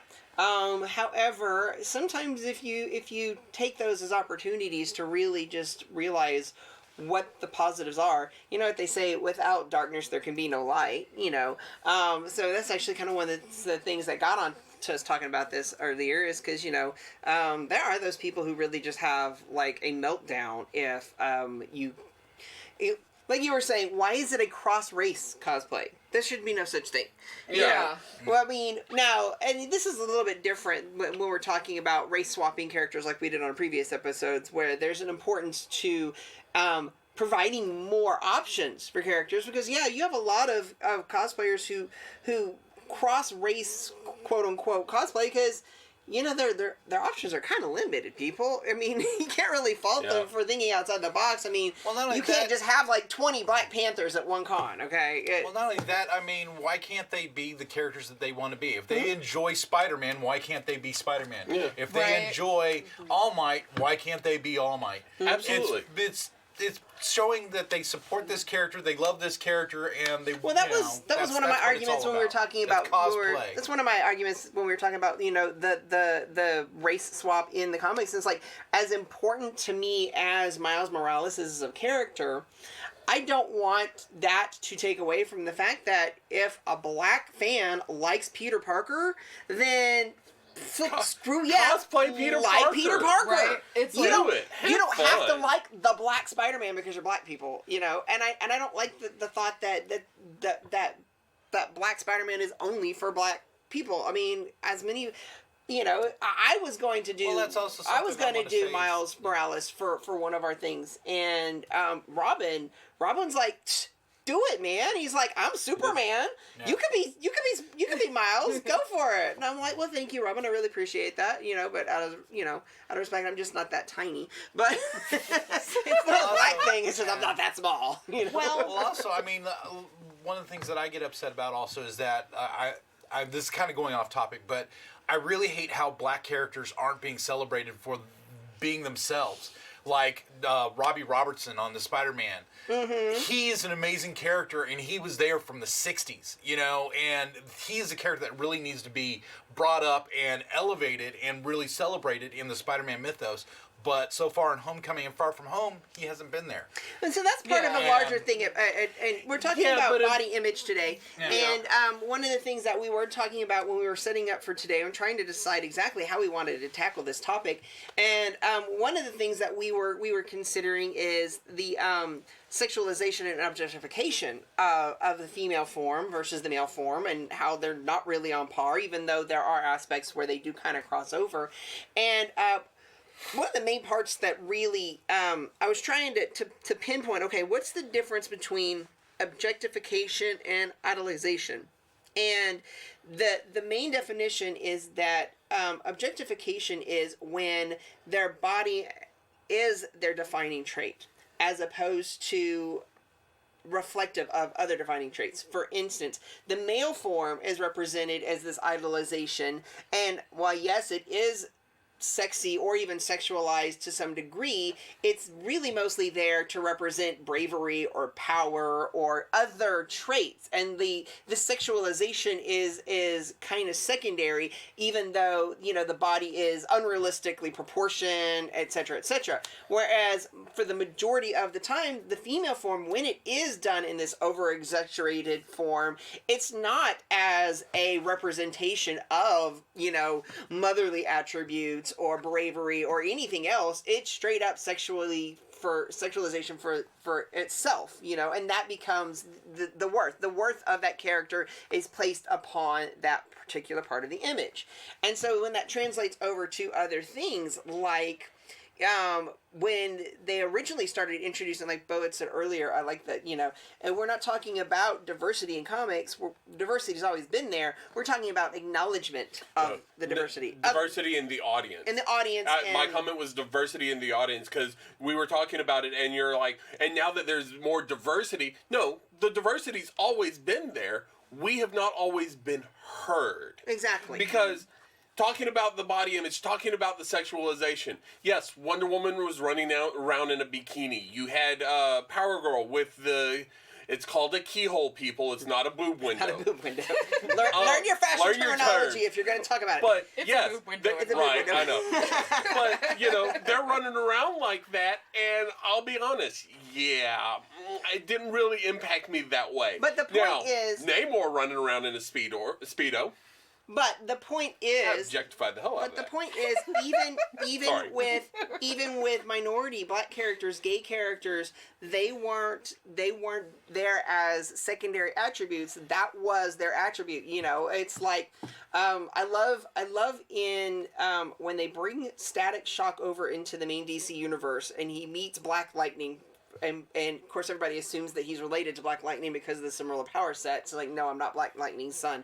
But Black Lightning explains him, and Static is like, why Black Lightning? And Black Lightning has to tell him, well, because back then there were so few of us, you had to make sure that they knew, that we were there. Yeah. And at the same time, that's a modern eye on an old trope of, no, back then there were so few of them, they were being exploited, and it's like, look at our black character. You have to know he's a black character, so we call him Black Blank, And so it's kind of like a give and take, and we move, we evolve. Hopefully we'll do better. We try, some of us. You're making me want to say things that I can't say. You're making me want to say things I can't say. But when we didn't know Black Manta was black until recently. Well, that's true. Right? Now, that's true. No, that's true.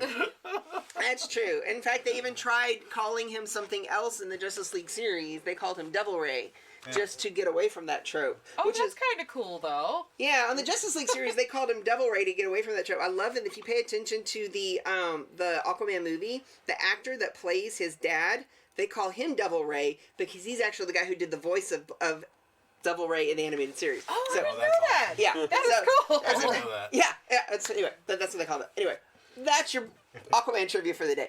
Moving on to body image, though, we had talked about leading up to this. We talked about the idea that body dysmorphic image is a syndrome is a lot more prevalent in males from comic books. Just like girls growing up in the 90s reading fashion magazines, where it's like they're obviously airbrushed. They might as well have been drawn. Right. One of the things we've talked about before the show yesterday and through various conversations, we were talking about body image. Hugh Jackman came up, because on the men's fitness magazine, they've got him shirtless, buff, all jacked, and they're showing him off and everything. And then on the women's magazine, and weren't those in the same month even? I think so. Yeah, that was they got him in the cardigan sweater with the blazer, and they're making him look all sensitive and attractive to women, and it's like, why can't we go, yes, fitness image, have him in the same outfit, but whatever. Why do we have to be hitting people over the head? And that's my big thing. Is it's whether it's Hugh Jackman or Margot Robbie. Yeah, you know, you get them in one setting, and on. Yeah, I lost my train of thought. Yeah, like cosplay, we're talking about cosplay. I love the classic original Harley Quinn costume. I don't see it enough. I think I think it is my favorite. Just sexy enough without being overly sexual. I think it's classy. It gets the Harlequin point across. You know how many okay, I'm just gonna throw this out there. Do you know that I have met at least 3, I'm gonna say this and make myself feel old, kids who honestly don't understand the pun behind Harley Quinn. They literally don't even know what a Harlequin is. I'm not surprised. They literally don't even know what a Harlequin is. They only know Harley Quinn, and they don't even know what that means. Yeah. No, sadly, I know. You know why? It's because she doesn't look anything like a Harlequin anymore. I'm gonna have to say it. September 24th, it's coming out. Harleen by Stefan Sejic. Yes. It's gonna be amazing. It's gonna be a deep character study. Yes. It's gonna be lovely. Yes. Yeah, it goes back into her childhood. Yes. In her time at Arkham. We plugged it on the last 3 shows. It's gonna be amazing. I just character studies are coming back. They're all online.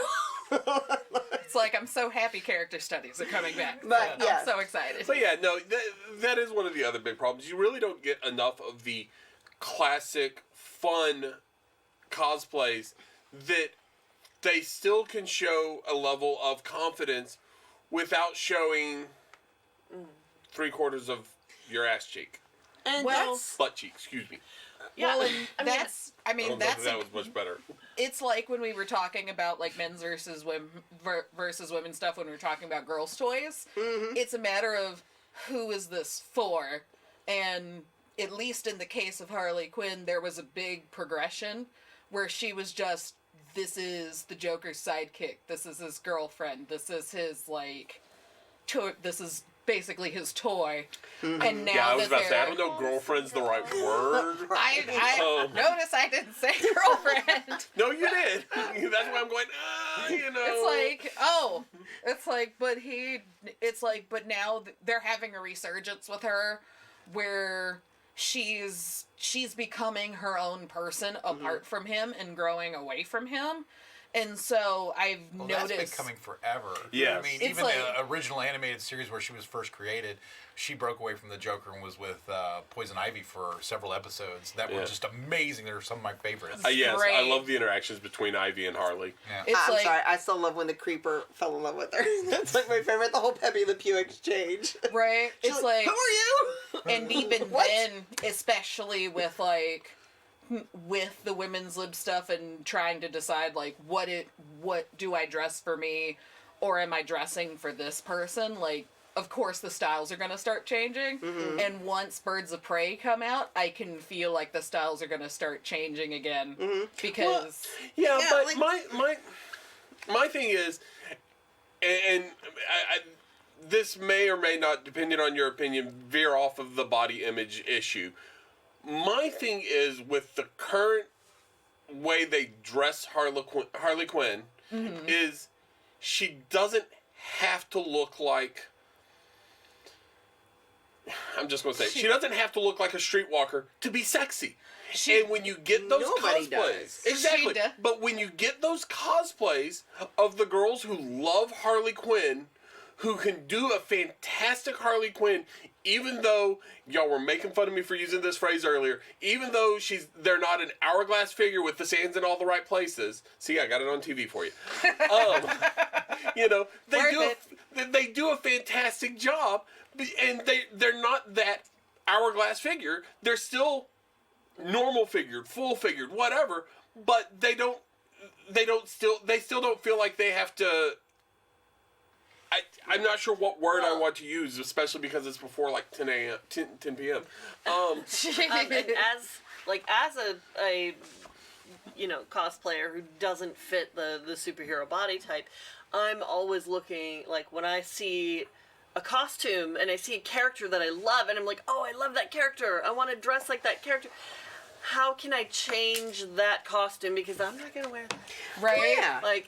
It's like, well, that's what I was saying and you're earlier. always, like, making you don't have adjustments and to making make it, it. like- You don't have to. I mean, yes, there's something to be said for accuracy, and I know when we do, we actually used to do this like really fun panel. I would love to be able to do it again. It's one of my favorite ones. We used to do model off of the VH1 top 40 fashion don'ts. We did a top 40 cosplay don'ts. And it was amazing, and it's been done very tongue in cheek and very catty and very, very fun. But one of my main points that we always make is in cosplay, especially since we're talking about how this applies to body image, be honest with yourself. That's the first thing you have to do when you're doing cosplay. Be honest with yourself, and be honest with why you're doing the cosplay. If you're honest with why you're doing it, and you stick to that and you're true to that, you're going to have an amazing, successful cosplay. And everybody has their own reasons, and no one reason is right or wrong, but don't pretend you're doing it for one reason when you're really doing it for another reason, because not only will you not make other people like it, which it's not really the point, but you yourself will not like it. And if you're doing it because you are a super duper awesome fan of this character and you want accuracy all the way, and you could, like, you know, shape, size, color be damned, well then, by golly, do it and stick to it, and if somebody else goes, oh, you're not really the shape for that person, you're like, you literally need to be able to go, whatever, man.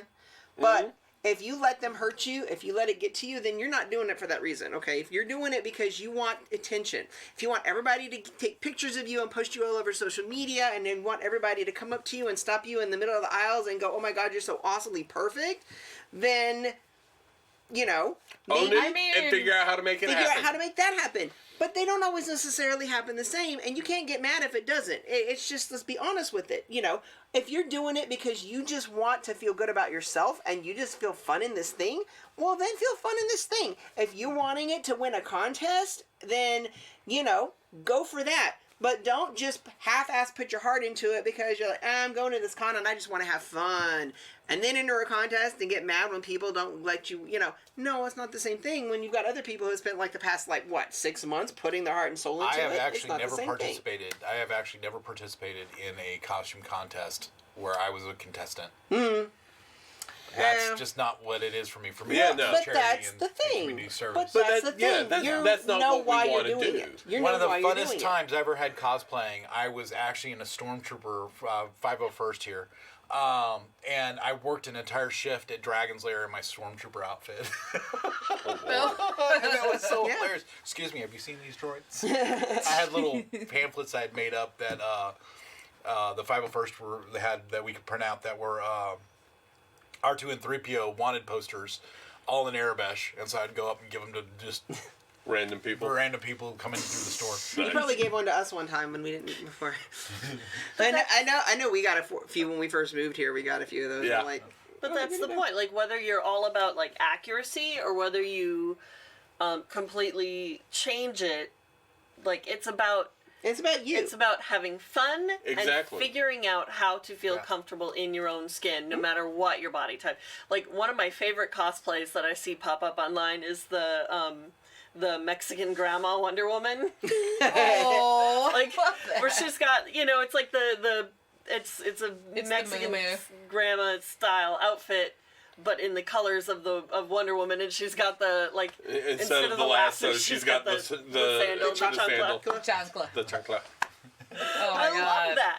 And it's That is totally pretty a way that, like, you know, It is. like, someone can completely make the character and make the costume their own. Well, like, still absolutely loving that character and paying tribute to that character, but in your own new way. We have friends that they do Harley, Catwoman, and Poison Ivy, but they do geriatric Harley, Poison, and Ivy. Yes, it's the geriatric and Gotham. Catwoman. It's the geriatric Gotham It is Sirens. hilarious watching them because the woman who does Catwoman, she has a walker, she has a basket with a cat in it with yarn in it. No. She's got the basket with the yarn and the cat. She's dragging the cat along on the leash. And she's got the oxygen tank and the cigarette. That's my favorite. Harley's in a house coat with the little ball things on the top of the hood. Yeah. I love it. Every Poison time Ivy's they do it, knitting it's just with the hilarious. vines. She's adorable. They're all Every time they do it, it's just hilarious. They have fun. Yeah. And that's the thing, And but by no means are these ladies geriatrics. No. But no. They go all out when they do it because they're doing it to have fun. And that's really, to me, that's really the point of cosplay. Enjoy yourself. Boost your own confidence. Boost the confidence around you.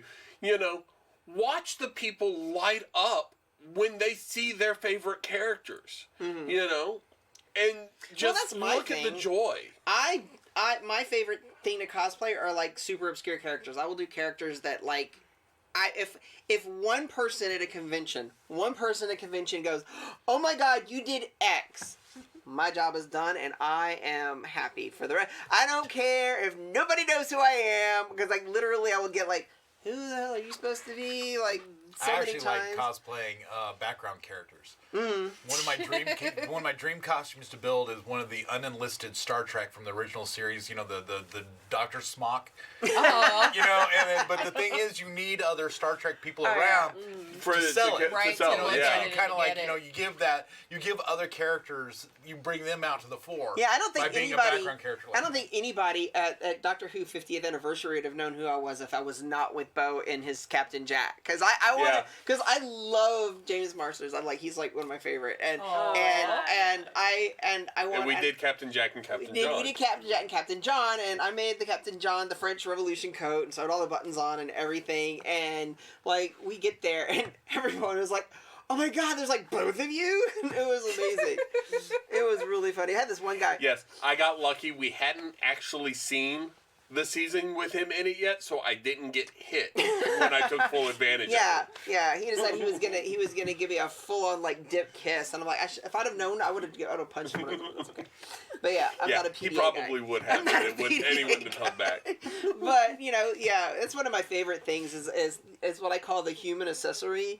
Yeah. Oh, the human accessory is like the best thing for a cosplay. There's this one Luthor cosplayer. This one guy at Dragon and Con the in our reason group- I think his Lex Luthor is so on point is because not only is he doing Luthor, he's got a Mercy Graves who's carrying a briefcase that has kryptonite in it. And she's got the bodyguard outfit with the black mini skirt, and she's got the briefcase, and you open it up, and it's got like kryptonite in it with the lights up and everything. And I love but it. she's what sells. She doesn't his say Luthor anything. costume. She doesn't do anything. She just like very staunchly follows him around, and it's actually quite hilarious. It's That's like, awesome. It's one of the best. Yeah, there's another cosplay group I belong to that's the Gotham City Police Department.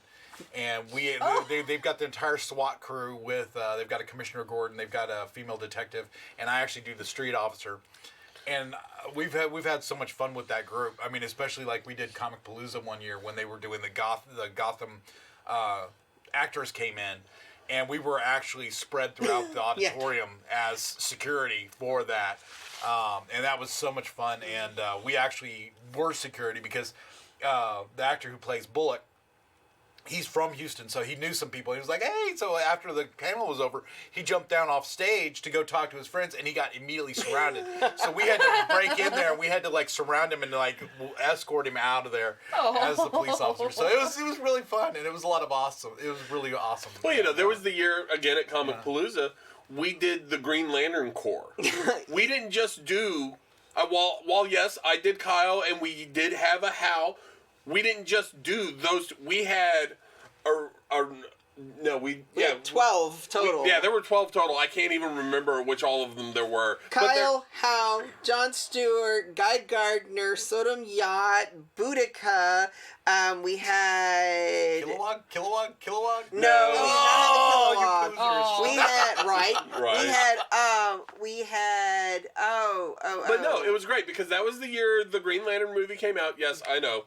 But they also had the guy who played Jon Stewart in the Green Lantern movie, who unfortunately did not actually end up in the Green Lantern movie.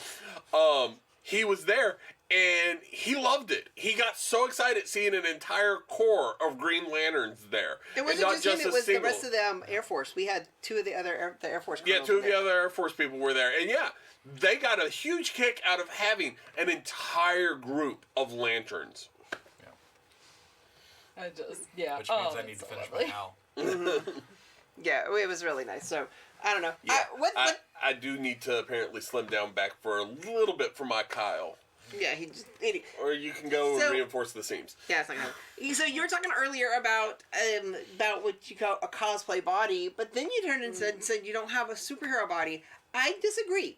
I think in the same vein, a superhero body, especially now, and this is topical, now that we're getting more diversity in comics and more representation and more diversity in creators, body types in comics are changing too, and there are more characters who represent a wider range of what it is to be a superhero. And it's like you may not have you might not have an 80s gym chiseled steroid body. Yeah, that's not the same as not having a superhero body. Like by superhero body, like what I mean is like I don't have a body that matches the character that I'm playing. I don't have you don't have that particular superhero's body, but I don't think that's the same as not having a superhero body. I'm working on my Squirrel Girl, trying to get Aww. which I think is a good example of like kind of the up and coming body diversity, like body shape diversity in comics. Squirrel Girl. There's Faith. There's Faith and is a great one. I wish. And I highly suggest the Marvel Rising cartoon series. You need to watch it. Yeah. But even and I wish there were more male body diversity now too. Yeah. Yeah, that would be actually a good thing to start seeing as well. I know that not necessarily a comic book superhero, but I know the new She-Ra animated series is really good about showing a range. Yes, I really enjoyed that, and yeah, you had a range of body types. Even kind of the guys, because yes, you still had Bo, who was just shy of the chiseled hunk and everything, but you had one of the hordemen Kyle, who was a skinny, really kind of pathetic. I mean, he was the butt of the jokes, and so, but being that he was one of the bad guys, everyone was okay with that. But, so you still had the diversity, though, but not as much diversity as you had with the female characters, which, of course, granted, there were tons more of the female characters because, She-Ra. Yeah. Which is fair. In Glimmer. Yeah. I don't know. So, where are some other opportunities that we have? What are some good opportunities for people out there who are looking into cosplay, just per se? What are some things that would really be good to help embrace more positive body image?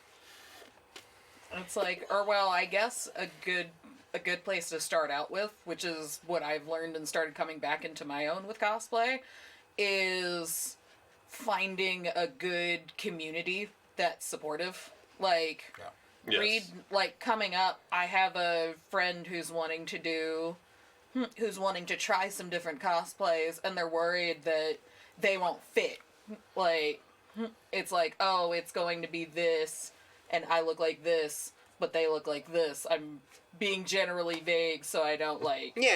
Right. Don't want to call anyone out and, but... It's like, but they were talking to me, and they were like, if I go, it would make me feel more comfortable if you went with me. And it's like, if we have more stuff like that, where... it stops being, because especially like since I haven't been part of a community in a really long time, it gets really off-putting to go to these things and you're it. Yeah. It's like... it is so much more fun doing it with a group of people. Yeah. That's one of the reasons why I love my Heroes of Texas group. Absolutely. I don't, as much as I love what we do, I don't know that I would be able to do it as much without the support of our own group. Well, I mean, it's kind of like at each convention we decide, okay, we're going to do X-Men. And so all of us make X-Men costumes, like I'm Cyclops, and, Archangel. Yeah. Right. We're working on the Yeah. wings. It's Wings, like skinny any wings. And like for Casa, we're doing the Marvel family, Yes. Shazam.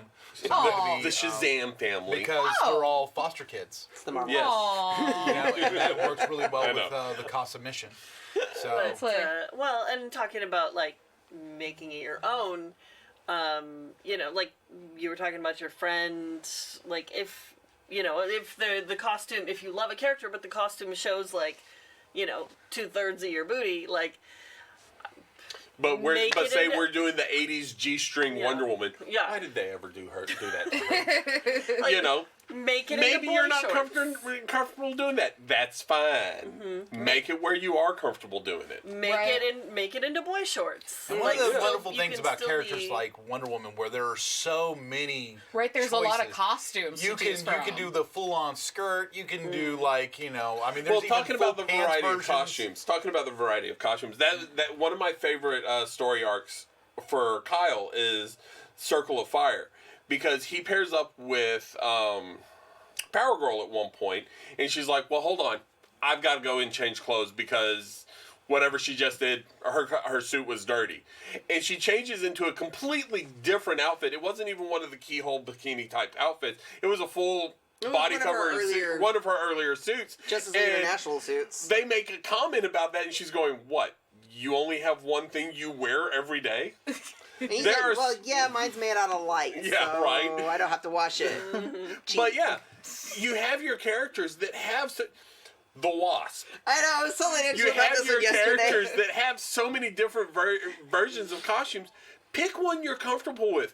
Pick one that you feel speaks more to you, that will allow you to do it. Or you And, can do like I started doing in recent years. It's like once they got to the movies and it was just like every comic book artist, just every issue they had a different costume or a different iteration or a different aspect or different interpretation. I'm like, at this point, pick Make and your own. choose piecemeal. For crying out Right. loud. Well, At this point, there- it's like there's carte a- blanche. there's a Anything goes movement- now. Yo. There's a movement that I see on Instagram, and I would imagine for those of you that still have Facebook, if you were to look into it, you would also see it. There is a movement out there for Spider-Man, because you've had the Spider-Verse, you have the new Spider-Verse series, and there's the Spider-Verse cartoon now, and, so make your own Spider-Man. And I cannot tell you how many variations on Spider-Man, just in the last year alone, I have seen that they're creative, they're spectacular.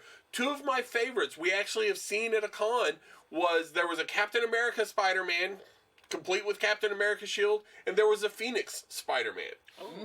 Yeah, I loved it. It was a gray suit, still had the webbing, and it had the Phoenix emblem and some of the web coming off of the Phoenix. And it was a great design. Yeah. And so there's so many people that, there's so many characters out there that, like Spider-Man with Spider-Verse, there's so many different iterations, and Marvel has basically now said carte blanche to go ahead, design your own Spider-Man. Right. Go ahead, There's a design couple your of own things Thor. I want to say really quick. First off, I want to say that there is nothing wrong with physical fitness, and with, if you really want to be Spider-Man like in the comics, you can do that. Most people can do that. It takes a lot of time. It takes a lot of energy. It takes a lot of stress to be able to get in that kind of shape. And more there are power people to that you can if do it that's and what help you want to do and can do. Yeah. More power to you. But do don't reach out to a personal trainer. Do talk to your physician when you do stuff like that, because you don't want to overboard, and you want to take time when you do it. It Exactly. happens And- instantly, yeah. And stuff like that, though, you also have to remember, it's not just about the gym. It's not just about you've got to change your dietary habits. You've got to change. Don't say it. Give up your sodas. Shut up. Give up your sodas is one of the things that will help you lose, because you'll cut out sugar and like that. But at the same But time, before we if get you're too comfortable preachy with on the who other end, don't But let at the that... same time, if you're comfortable with who you are, No. that's okay also. Being healthy is definitely an admirable goal. Absolutely. Not just for appearance, Don't but for put your health. don't put your self-worth on looking like a comic book character, because I have friends who are like recovering from like body dysmorphia and eating disorders, and like don't like. That's why I say want talk them to a physician. Able to have fun. So here's the thing. Like, cosplay is for everybody. I'm not giving up my chocolate. I don't care how much spandex is involved. He's not. I'll be lucky if we don't stop on the way home. Yeah. So here's the thing. Chocoholic. Here's the thing. You have all the way through cosplayers on both sides of the fence. Yeah. I know personally that do fantastic jobs. Yes. You have Greg, who does Batman 66. You have Brad, not just because he's my husband, but who does a fantastic Robin. And no, neither of them nor myself as Thor are in tip-top shape. But we have fun doing it. Then you have cosplayers like Robin Johnson. Oh my God. You have cosplayers. We bow to you, Robin. We're not making fun of you. I promise. We have a friend who we drag into cosplay from time to time. He has been on the show as well, Tyler.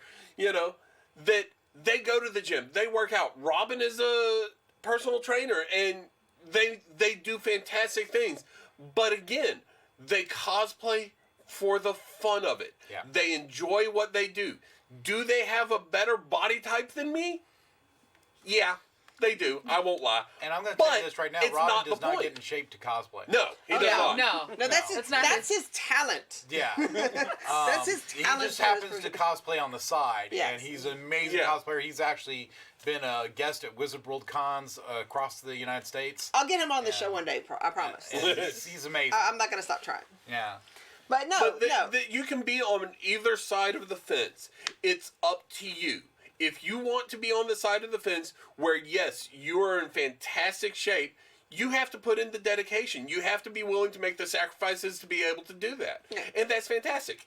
If you're not willing to make those sacrifices, but you still want to have fun, more power to you. There's always ways to do it. And you can always check us out. You can check out Heroes of Texas on Facebook. It's just facebook.com/Heroes of Texas. Or you can just go heroesoftexas.org. Or Heroes of Texas back through there. And we do periodic meetings at various comic book shops, Tribe Comics and Games and Dragon's Lair Comics and Fantasies on both sides of town. So you'll get chances to meet us in either one of there. Or you can come out and see us at conventions or events. We're going to be doing the Casa Superhero 5K this weekend. An amazing organization to be doing that. So check that out. And Sunday, 7 to noon? Yeah, it's like all day Sunday. Yeah. CasaSuperheroRun.com. And it's an amazing event. You really need to go if you haven't gone before. Families come dressed out as superheroes. It's really amazing. A lot of fun. And even pets are allowed. Yeah. But in the meantime, we also would like you to make sure that you're liking our show on Kaiju Labs Media on Facebook. And you're following on YouTube. Well, Facebook too. But check us out at Kaiju Labs Media on YouTube and like the show and follow there. And you can also go to Brad's Red Web on Facebook and Instagram and give us some ideas. We'd really like to talk more about body image in comics and touch on some of the harder stuff. If there's ideas that you have out there in the audience or questions that you have or things that you think that we should touch on that we didn't touch on enough or that we touched on and you would like us or that we completely missed altogether, please, that's what we're here to do. We're here to talk to you. We're here to talk about the community. We're here to bring people together and show how comic books are an amazing media for everybody. Superheroes for everybody. We're all superheroes, I think, and I think that this is an amazing time to be a superhero fan. It's an amazing time to become a superhero fan, and by all means, there are more than one type of superhero out there, so find your kind of superhero to be, and join us. Join us anime anytime. character, or anime. Anime, video games. Or mashup. Yeah, if you're talking about cosplay. Mashup. Yeah, we're superheroes. We're superheroes here. We keep superhero show. Right? We keep threatening to do a Star Wars X-Men mashup. Yeah. Pick your fandom. Yes. Decide what you want to do. And have fun with it. If you don't know how to sew, there are people that can help you. Joanne's. Ask us questions. These two right here. Again, Joanne's on South Park Meadows, South Austin. You can come down on Friday the 13th. From 6 to close, and we're gonna be talking about cosplay stuff. I do custom cosplay classes, so if there's something specific you want to learn, let us know. We'll write you a class, and we can do that there too. There's classroom space and experts available for that. And again, we have the volunteer group Heroes of Texas that you can check us out and which we do cosplay tutorials ourselves. Greg will host those at Dragon's Lair as time permits. So there's always a resource. And like Anastasia said, one of the best things that we have out there is community and support in each other. So let's lift each other up. Thank you for joining us. And next time, I think we're going to be talking about the Joker, maybe? I don't know. Follow us and we'll catch up with you. We'll figure it out. All right. Thanks again for joining us. This is Brad West, and this has been The Red Web.